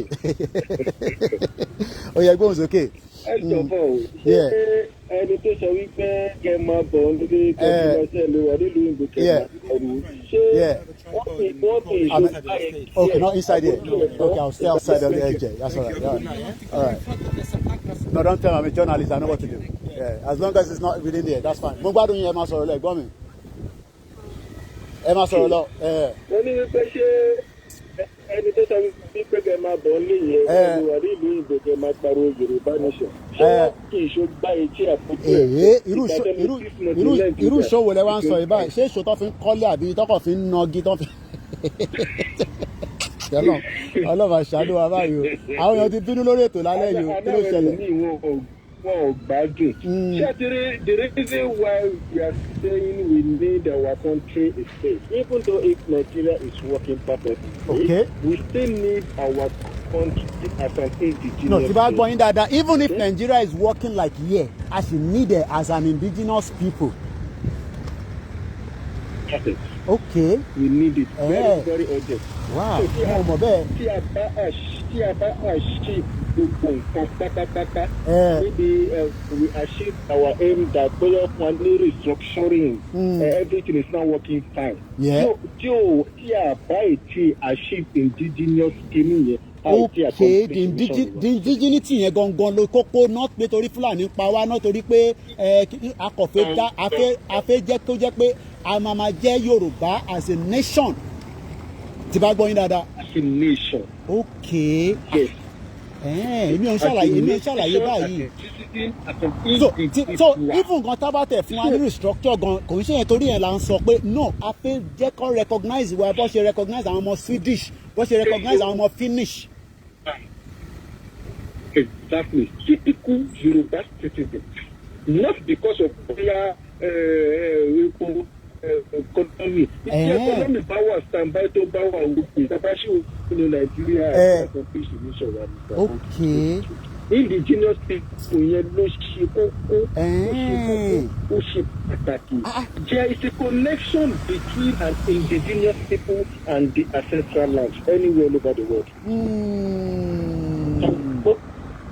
Take note of that. Okay. So tí gbogbo nǹkan bá ṣiṣẹ́ tí kò bá ìdí connection yẹn between the indigenous people and the ancestral land. Ọlọ́mọdé ká pọ̀ ní ọbẹ̀rẹ̀. Àwọn àdúrà báyìí kọ́nà kó máa ṣàánú wa. So ìdá ìsọ nísìnyí pé a lè tá a bá pẹ́ sínú Nàìjíríà gan probability wa pé a lè lose nationality wa yẹn gangan sef.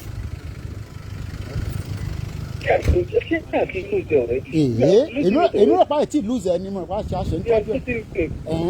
Àìtí lose ẹ̀.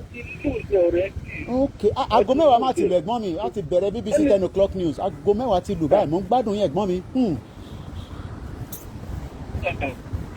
So the connection between the indigenous people and the Okay. Okay. Interesting. Ọ̀dà ẹ jẹ́ ká fáwọn tó wà lórí TikTok láyè kọ́ọ́dà ìbá sọ̀rọ̀ ó yá ẹ̀gbọ́n mi DG ó yá gbóhùn sókè torí pé mo ti hold in látẹ̀ nǹkan mo tún fẹ́ padà sójú títì ni o kó tó di pa máa ẹ ṣé gan ni kọ́là wa thank you so much. Aago mẹ́wàá ṣẹ́ẹ̀lù ni níbi tí a ti ń bá ètò yẹn nìṣó Yorùbá Nation campaign làwa gbé dání èmi ò mọ̀ tẹ́lẹ̀ omi gbé dání o ẹ gbóhùn sókè mo ń gbádùn yín ẹ kalẹ́ sà a dúpẹ́ fọlọ́run.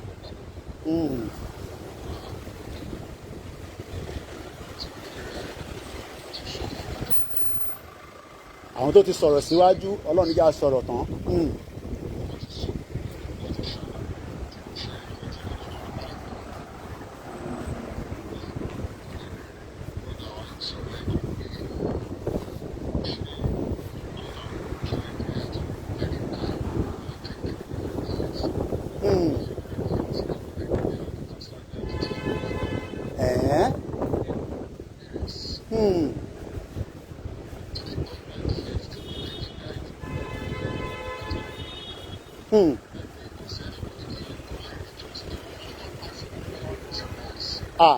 Bá mi ṣe ó ti pé 600 days ó tẹ̀ máa ṣe press conference níjọ́ Thursday wọ́n wá ní wọ́n náà ń wá justice fún Mohbad àìtí rí justice fún Bámiṣé àìtí rí justice fún Jùmọ̀kẹ́ Oyèlékè pẹ̀lú mi tó pa náà ọmọ kékeré kan journalist bíi tèmi báyìí tó ń ṣiṣẹ́ pẹ̀lú Boa TV.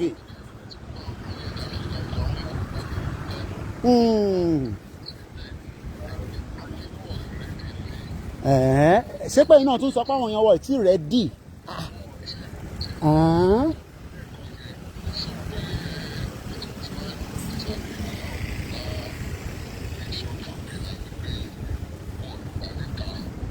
Kọ́ wá sílé kájọ máa ṣe lélé.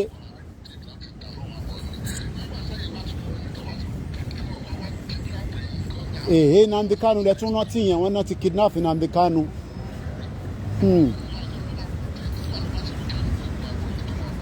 Okay.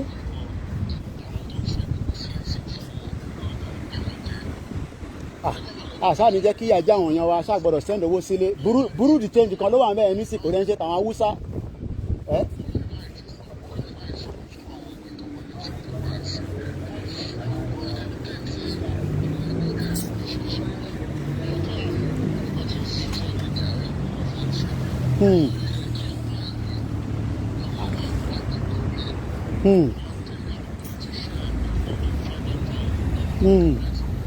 Kódà ṣòwò rẹ ọ̀nà máa ń ra data fún wọn pé kó fi wá attack àwọn èèyàn lórí social media èmi ò tẹ̀ gbọ́n yẹn rí tẹ́lẹ̀ ọ̀nà máa ń ra data fún wọn ni.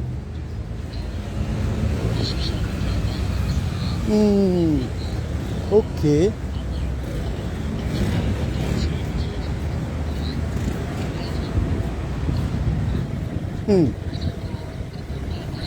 Àmì ẹ ṣé gan ni sir thank you so much ẹ̀gbọ́n mi ẹ ṣé gan ni àmì àṣẹ Èdùmàrè àṣẹ mo rí pé àwọn kan tuntun fẹ́ wọlé àṣẹ thank you so much ẹ ṣé gan ni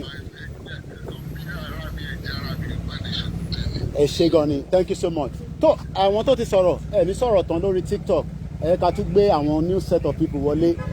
Mo appreciate gbogbo ẹ̀yin tí ẹ ti bá wa dá sí ètò náà lórí ìrìn àjò Yorùbá Nation làwa gbé dání. Èmi ò mọ̀ tẹ́lẹ̀ mi gbé dání o. Mo mọ̀ bí alájà fi sọ̀rọ̀, alájà ìrọ̀rùn ló bá dé gbogbo Manchester. Ó dà pa níyàn méjì. Ẹ tó bá sì fẹ́ pè kí lago wí aago 10 wọ́n ti bẹ̀rẹ̀ BBC News. Ẹ jẹ́ kí n ráyè wo BBC News mo sí nílé báyìí. Èmi náà ti lọ sí ìpàdé kan kò ń ṣe ti Yorùbá Nation o bọ̀ fún iṣẹ́ journalist láwa gbé dání. A máa ṣàlàyé gbogbo yẹn níjọ́ míì. Alájà ìrọ̀rùn ló bá dé gbogbo Manchester. Ó kí yín pátápátá ẹ káàbọ̀ sórí ètò yá.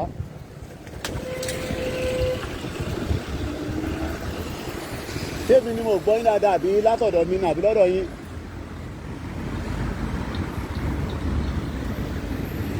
Ọ̀rà mo gbọ́ alájà dáadáa o. Bí alátọ̀dọ̀ mi ni bí alátọ̀dọ̀ ọjọ́ tí wọ́n lẹ̀ ni. Hello, the next person tó wà lórí line ẹ bá gbóhùn sókè ní kíákíá. Ẹ káàbọ̀ sórí ètò náà kò pé méjì Koiki Media ni èmi máa ń bringing the world closer to your doorstep ni. Alájà ẹ ti gbóhùn sókè ó yá ẹyẹ ká alájà kọ́kọ́ sọ̀rọ̀ náà mò ń bẹ̀ gbọ́n mi ó yá gbóhùn sókè alájà. ẹni máa lé mi kúrò lójú títì aṣá try a sọ reason tí mo ṣe fẹ́ lé mi kúrò lójú títì bí àmọ́ ń disturb ẹ̀ ló fẹ́ lé mi kúrò lójú títì. Mo mọ ibi tó bá jẹ́ public àmọ́ ibi tó bá jẹ́ private ó yá gbóhùn sókè mo ń gbádùn yín alájà. Àṣẹ Èdùmàrè.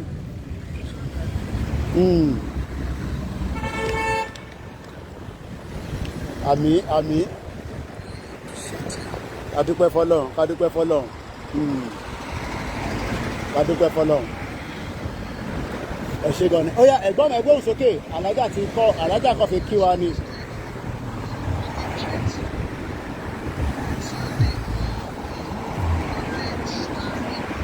Alájà ni wọ́n ń fojú illiterate wo Sunday wọ́n rí knowledge pé Ìgbòho ti rí bí Germany ṣe rí ó wá rí pé Ìbàdàn rí bẹ́ẹ̀.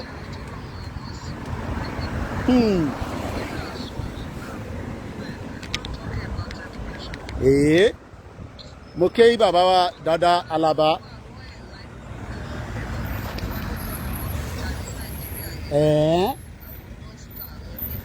How you doing? You alright? Working hard. What time do you finish? All right, safe drive, man. Journalist, I'm a campaigner for a movement. Yeah. So I'm on a TikTok, YouTube, and Facebook. All right, drive safe. All right.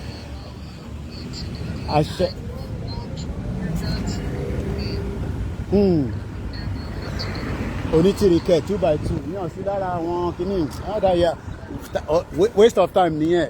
Ẹ ṣé gan-an alájà, thank you so much. Ẹ ká fún the next person láyè aago 10 ti lù a ti fẹ́ máa tẹ̀síwájú díẹ̀díẹ̀. Ó yẹ gbóhùn sókè ẹ̀gbọ́n mi ẹ káàbọ̀ sórí ètò. Mo dúpẹ́ lọ́wọ́ alájà gbogbo Manchester mú kí pátápátá. Ẹ gbóhùn sókè ẹ̀gbọ́n mi arógun yọ̀ àmọ́ arógun yọ̀ náà ni àwọ̀ kì í sáfógun. Ó yẹ gbóhùn sókè. Wọ́n dẹ̀ ní mọ̀jàmọ̀sá la fi mọ akíkanjú tó bá mọ̀ ọjà ó ṣeé ṣe kó bọ́ ogun yẹn lọ. Mo kíyà mi Fọláṣadé Òjò ẹ káàbọ̀ sórí ètò. Ó yẹ gbóhùn sókè.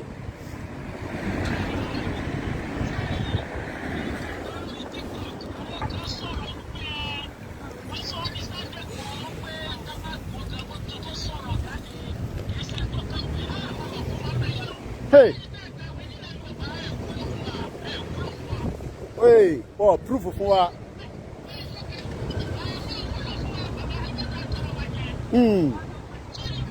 DG75, thanks so much.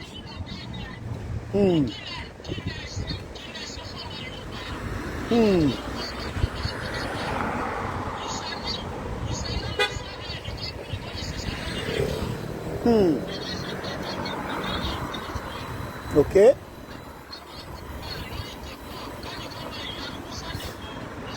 Kábíyèsí Elédùmarè.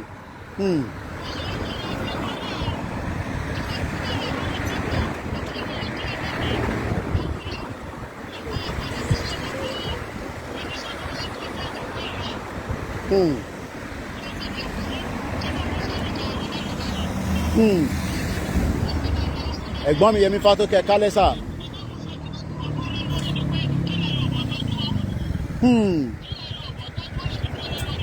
Okay.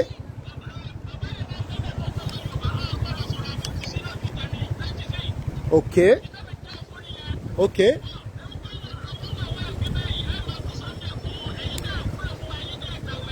Hello, doggy. Okay. Okay.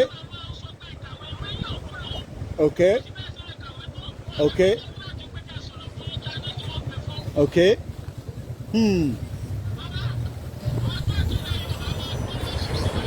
Wọ́n sún síwájú ni. Okay. Okay.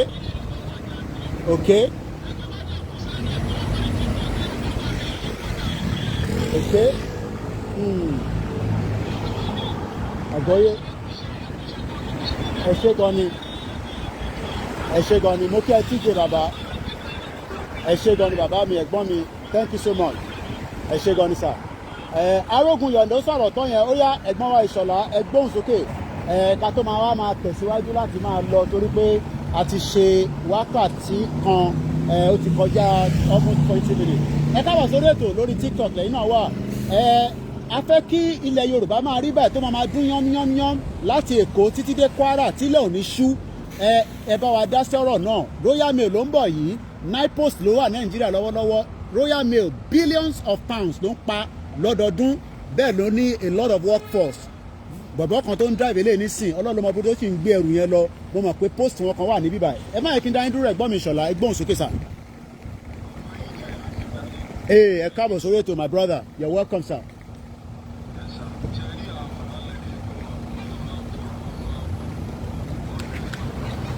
Okay.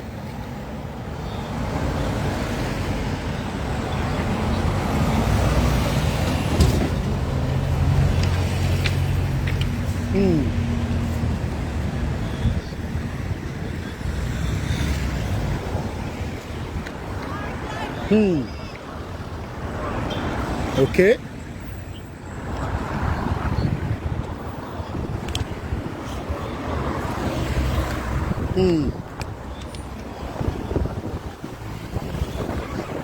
Bẹ́ẹ̀ni.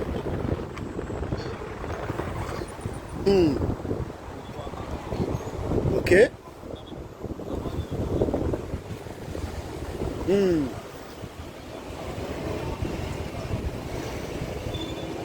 Okay.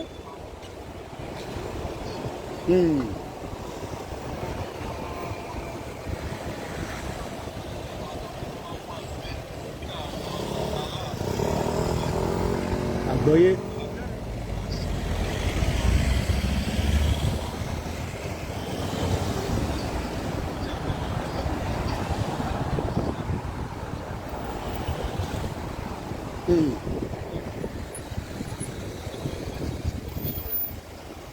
Okay, torí àsìkò tí bá ní kí n béèrè lọ́wọ́ yín kí ni ìdí tẹ́ ń ṣe rò pé Nàìjíríà ò lè wọ́ọ̀kì mọ́?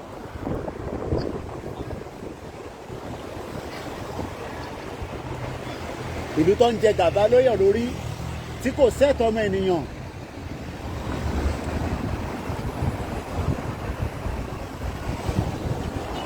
Okay, ó dáa. Torí àsìkò ni kò ṣe pé torí ìdí kan torí àsìkò náà ni a ṣe ń kánjú báyìí torí ilẹ̀ ti fẹ́ máa ṣú náà. Ẹ ṣé gan ni bàbá wa Ìṣọ̀lá àmàríyìnbá. Ẹ já lọ sọ́dọ̀ ẹ̀gbọ́n mi Yomi Benson. Ẹ káàbọ̀ sórí ètò náà. Ẹ wà live pẹ̀lú wa lálẹ́ yìí ní aago 10 kọjá ìṣẹ́jú 10 ní London King's Cross Euston Road láwà. Ẹ gbóhùn sókè sà ń gbádùn yín. Ẹ káàbọ̀ ẹ̀gbọ́n mi dáadáa my uncle. London la wà ní Òbésèré ló fi kọrin kò ń ṣe mí ó ní London la wà àfi lọ́ra ẹgbọ́n sókè.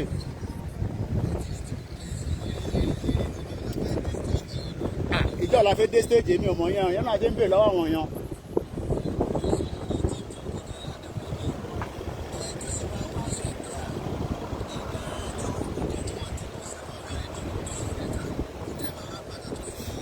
Okay.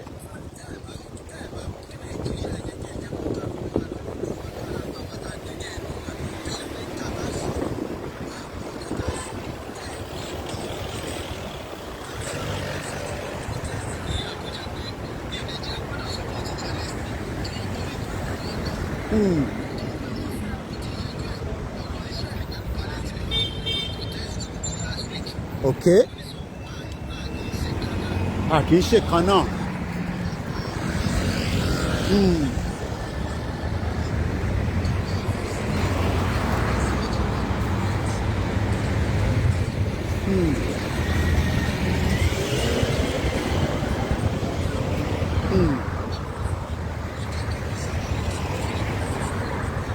Okay.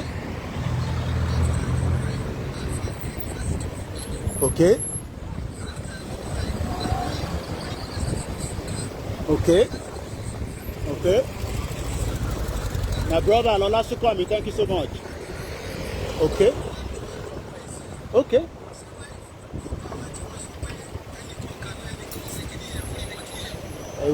Àwọn tó kà kí ló fi ṣe báyìí. Mo kí bàbá wa sí Akínyẹlé Ọlálékan Adras mo kí yín sà.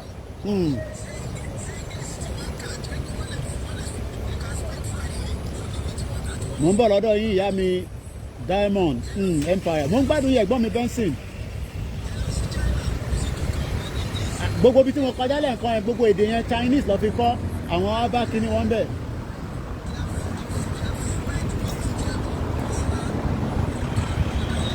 Okay.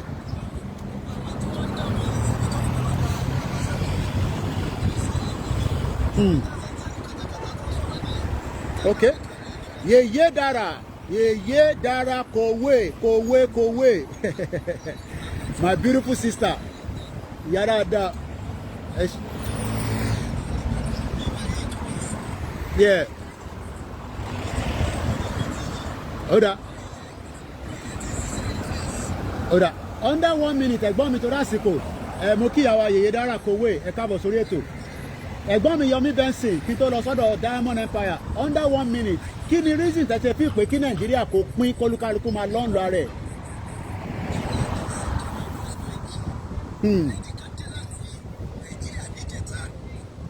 Yeye Dara alájà àrùn kí yín mo ń gbádùn yẹn gbọ́n mi.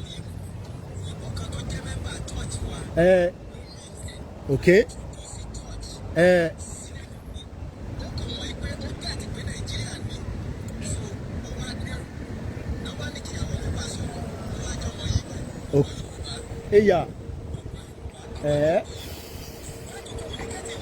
Yeah. Hey.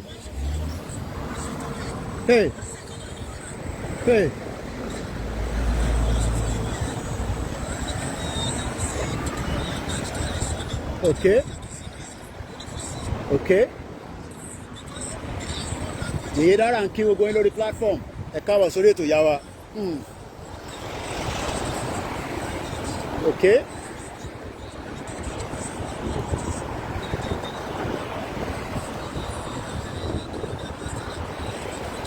Okay. Oda. Ẹ ṣé gan ni sir. Thank you so much. Ẹ ṣé gan ni. Ẹ yẹ ká lọ sọ́dọ̀ Empire. Ẹ má bínú ẹ̀gbọ́n mi torí àsìkò ni. Torí èmi náà mo ń wo time ẹ̀rọ pé London aago náà ni gbogbo ẹ̀. Sódà kémi náà lè máa múra láti máa lọ sílé ilẹ̀ tí ń ṣú. Not gbélé ń ṣú bọ̀tẹ́mọ̀. Ìyàwó ń dóde mi nílé. Ẹ̀gbọ́n mi Diamond mo mọ̀ bí obìnrin ló wà ń bẹ àbọ̀kùnrin. Ẹ̀gbọ́n sókè ẹ̀yin ni the last person lórí TikTok. Ànílè gbẹ́ anybody wọlé mọ́. Màá wá ṣe closing remarks mi. Mo dúpẹ́ lọ́wọ́ gbogbo yín pé mo kàn fẹ́ kákọ̀ wo bí London ṣe rí kò mean anything. Nàìjíríà náà bá rí báyìí a sì máa request fún break up of Nigeria. Ẹ̀gbọ́n sókè ẹ̀gbọ́n mi Diamond.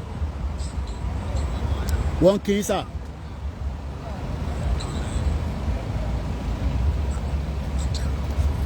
Inshallah wa kudiratullah. What God cannot do does not exist. Láṣẹ Èdùmàrè. À ń gbádùn yín sà.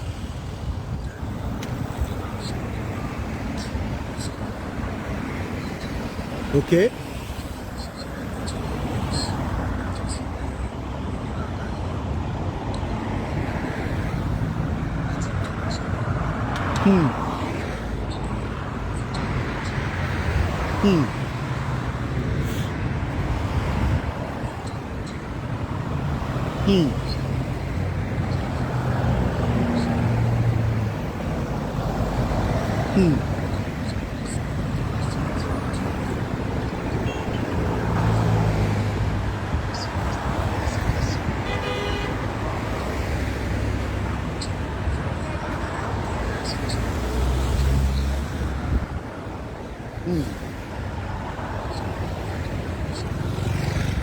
Yeah.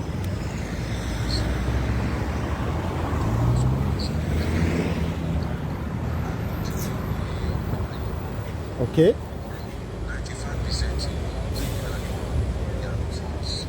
Okay. Okay.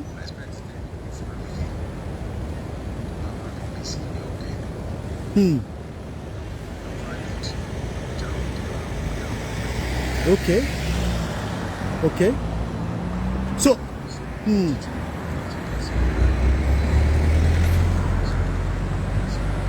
ẹ̀kọ́ àtẹ̀ bá síwájú jà so èmi ọmọ reason tó ṣe máa ń fẹ́ link wa pẹ̀lú síwájú ó ń ṣe nàìjíríà ó ń ṣe gọ́ọ̀mẹ̀ntì àwọn campaign fún yorùbá nation in 1 minute ẹ̀gbọ́n mi torí àsìkò ni mò ń wago ọ̀gá tí mádọ̀ ni mò ń wago yẹn torí ó ní bus tí mo gbọ́dọ̀ mú kò ń ṣe pé night bus ni but kémi náà lè máa tẹ̀síwájú tábà ní a fẹ́ pín kí ni reason tẹ́yìn ṣe ń rò pé ẹ ká pín àbí ká má pín under 1 minute àwa máa ṣe closing remark.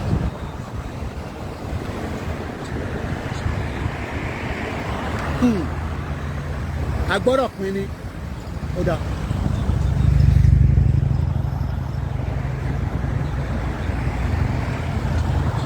Ó dà okay wọn náà agbọ́dọ̀ pín ni thank you so much ẹ̀yin ni the last person àtúní lè gbé anybody wọlé mọ́ ẹ jẹ́ kí wọ́n ṣe closing remarks mi máa gbé kámẹ́rà yẹn tó máa fèsì mi máa wá ṣe closing remarks mi mo wá fẹ́ kí gbogbo wa fóònù bíi mẹ́rin ni mò ń lò àwọn ọlọ́pàá kan bá kọjá pé bọ̀bọ̀ tó gbé fóònù mẹ́rin dání yìí kí ló ń ṣe gangan náà mo kí bàbá mi Prophet John Ogundele my name is Olawumi Koiki as I'm going to be ending abẹ́ẹ̀lẹ̀ ìgbẹ́gbẹ́ home vibrate ni torí train station wà nísàlẹ̀ thank you so much everyone like we always say bí bàbá wa alànà ṣe sọ fún wa wọ́n ní ẹ̀tọ́ wa ní o kò ń ṣe pé wọ́n ní ká kóbọn síta ká máa pààyàn no àtẹ̀ níbọn it's a peaceful movement gbogbo tó máa highlight Yorùbá nation òun la gbé dání eléyìí tá a ṣe lálẹ́ yìí kò mean anything fáwọn tó wà lamẹ́ríkà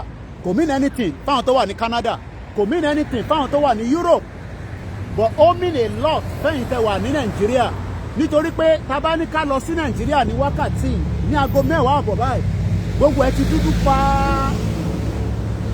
tó bá jẹ́ pé Nàìjíríà tẹ̀ ń function bí dádì wa kan ṣe sọ lẹ́ǹkan tó máa function báyìí a sì ní right o láti sọ pé a ṣe Nàìjíríà mọ́ ṣọmọ reason àwọn Scotland wọ́n ní iná wọ́n lómi wọ́n ní hospital wọ́n ní welfare gbogbo tẹ́ ń rí níbí báyìí òun náà ló ń bẹ ní Scotland tó bá wà mọ́ bí tí Scotland wà ó ṣáà máa ń gbọ́ Mayegun general even though pé wọ́n ní gbogbo eléyìí wọ́n sì ń béèrè fún kankan the right to self-determination is an inalienable right so tí Nàìjíríà bá fún wa ní gbogbo eléyìí gan sef right wa ni ẹ̀yin tẹ́ máa ń sọ pé yẹn Mr. Koiki security ilẹ̀ Yorùbá kí la máa ṣe sí bá ẹ má gbé yẹn wá bá wa àwọn tó ń jẹ́ gọ́vnà wa àwọn ni chief security anything tó bá pàtẹ́ mọ́ security nílẹ̀ Yorùbá àwọn ni kẹ́kẹ́ sí àwa máa highlight problem wà níbi tó ti ń tí yín gbé ilé ìṣẹ̀lẹ̀ that is the only thing we can do the only thing tẹ́yìn máa wá máa ṣe ni pé ẹ̀yin máa wá sọ fáwọn senator yín pé gbogbo ibi tí security yẹn tí kò dán dáadáa kó bá yín kó àmọ̀tẹ́kùn síbẹ̀ kọ́kọ́ ọlọ́pàá síbẹ̀ sórí bẹ́ẹ̀ mi náà ṣe wà níbí báyìí security ni o ọmọ tó bá sí security èmi gan lè dúró síbí báyìí o àbọ̀rọ̀mọ̀ yẹn nísìn tó bá sí security o lè sí níbí báyìí àbọ̀rọ̀mọ̀ yẹn nísìn tó bá sí security mo kí yín alájà ìrọ̀rùn ló bá dé èmi náà lè dúró báyìí ṣọwọ́ mo tí mo wá ń wò nísìn àwọn bọ́ọ̀sì kan wà níbẹ̀ yẹn wọ́n ń pe N73 àti ó dà ń pe N115 tílẹ̀ bá ti ṣú tó bá ti dago 12 àwọn bọ́ọ̀sì kan wà alẹ́ lọ́mọ máa ṣiṣẹ́ wọ́n ń pè wọ́n ní night bus ṣọwárí gbogbo eléyìí tá a fi ń ṣe campaign yìí kò ń ṣe pé a fi ń la yín lójú tí wọn náà bá dé London wàá bá wọn Koiki so tó máa fi ń wọ̀ wá lélẹ̀ but for now Nigeria ò lè ní development báyìí o we are not here to say nítorí àwọn Tinubu ni kò ṣe ó ń pilot Nigeria àwọn ń pilot Yorùbá nation kò wá ń ṣe dandan ni pé kò sọ pé o fẹ́ Yorùbá nation but tí wọn náà bá wá gbé yẹ̀wò wàá wá bí rẹ pé kí ni àǹfààní Nàìjíríà kí ni àǹfààní Nàìjíríà kí ni àǹfààní ẹ̀ fẹ́ mi kí ni àǹfààní ẹ̀ fún wọ tó bá ti wá sí àǹfààní kankan kólúkálukú máa lọ nílò tiẹ̀ ìyẹn ọ̀díjà dání Yorùbá nation is a movement and that movement will happen in our lifetime. And Mr. Koiki, enjoy Oloma Abosi until we are all ready. Abosi. So all I can say this evening is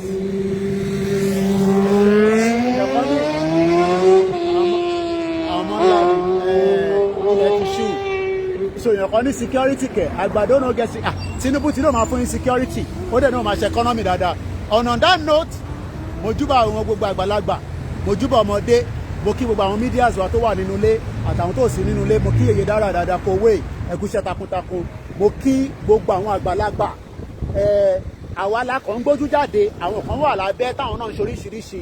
And on that note, I throw my salute for everybody on all the platforms. Koiki Media bringing the world closer to your doorstep. Have a very good evening. And the rest of you that says you don't want Nigeria to break is your right. But may Nigeria not happen to you. Good night.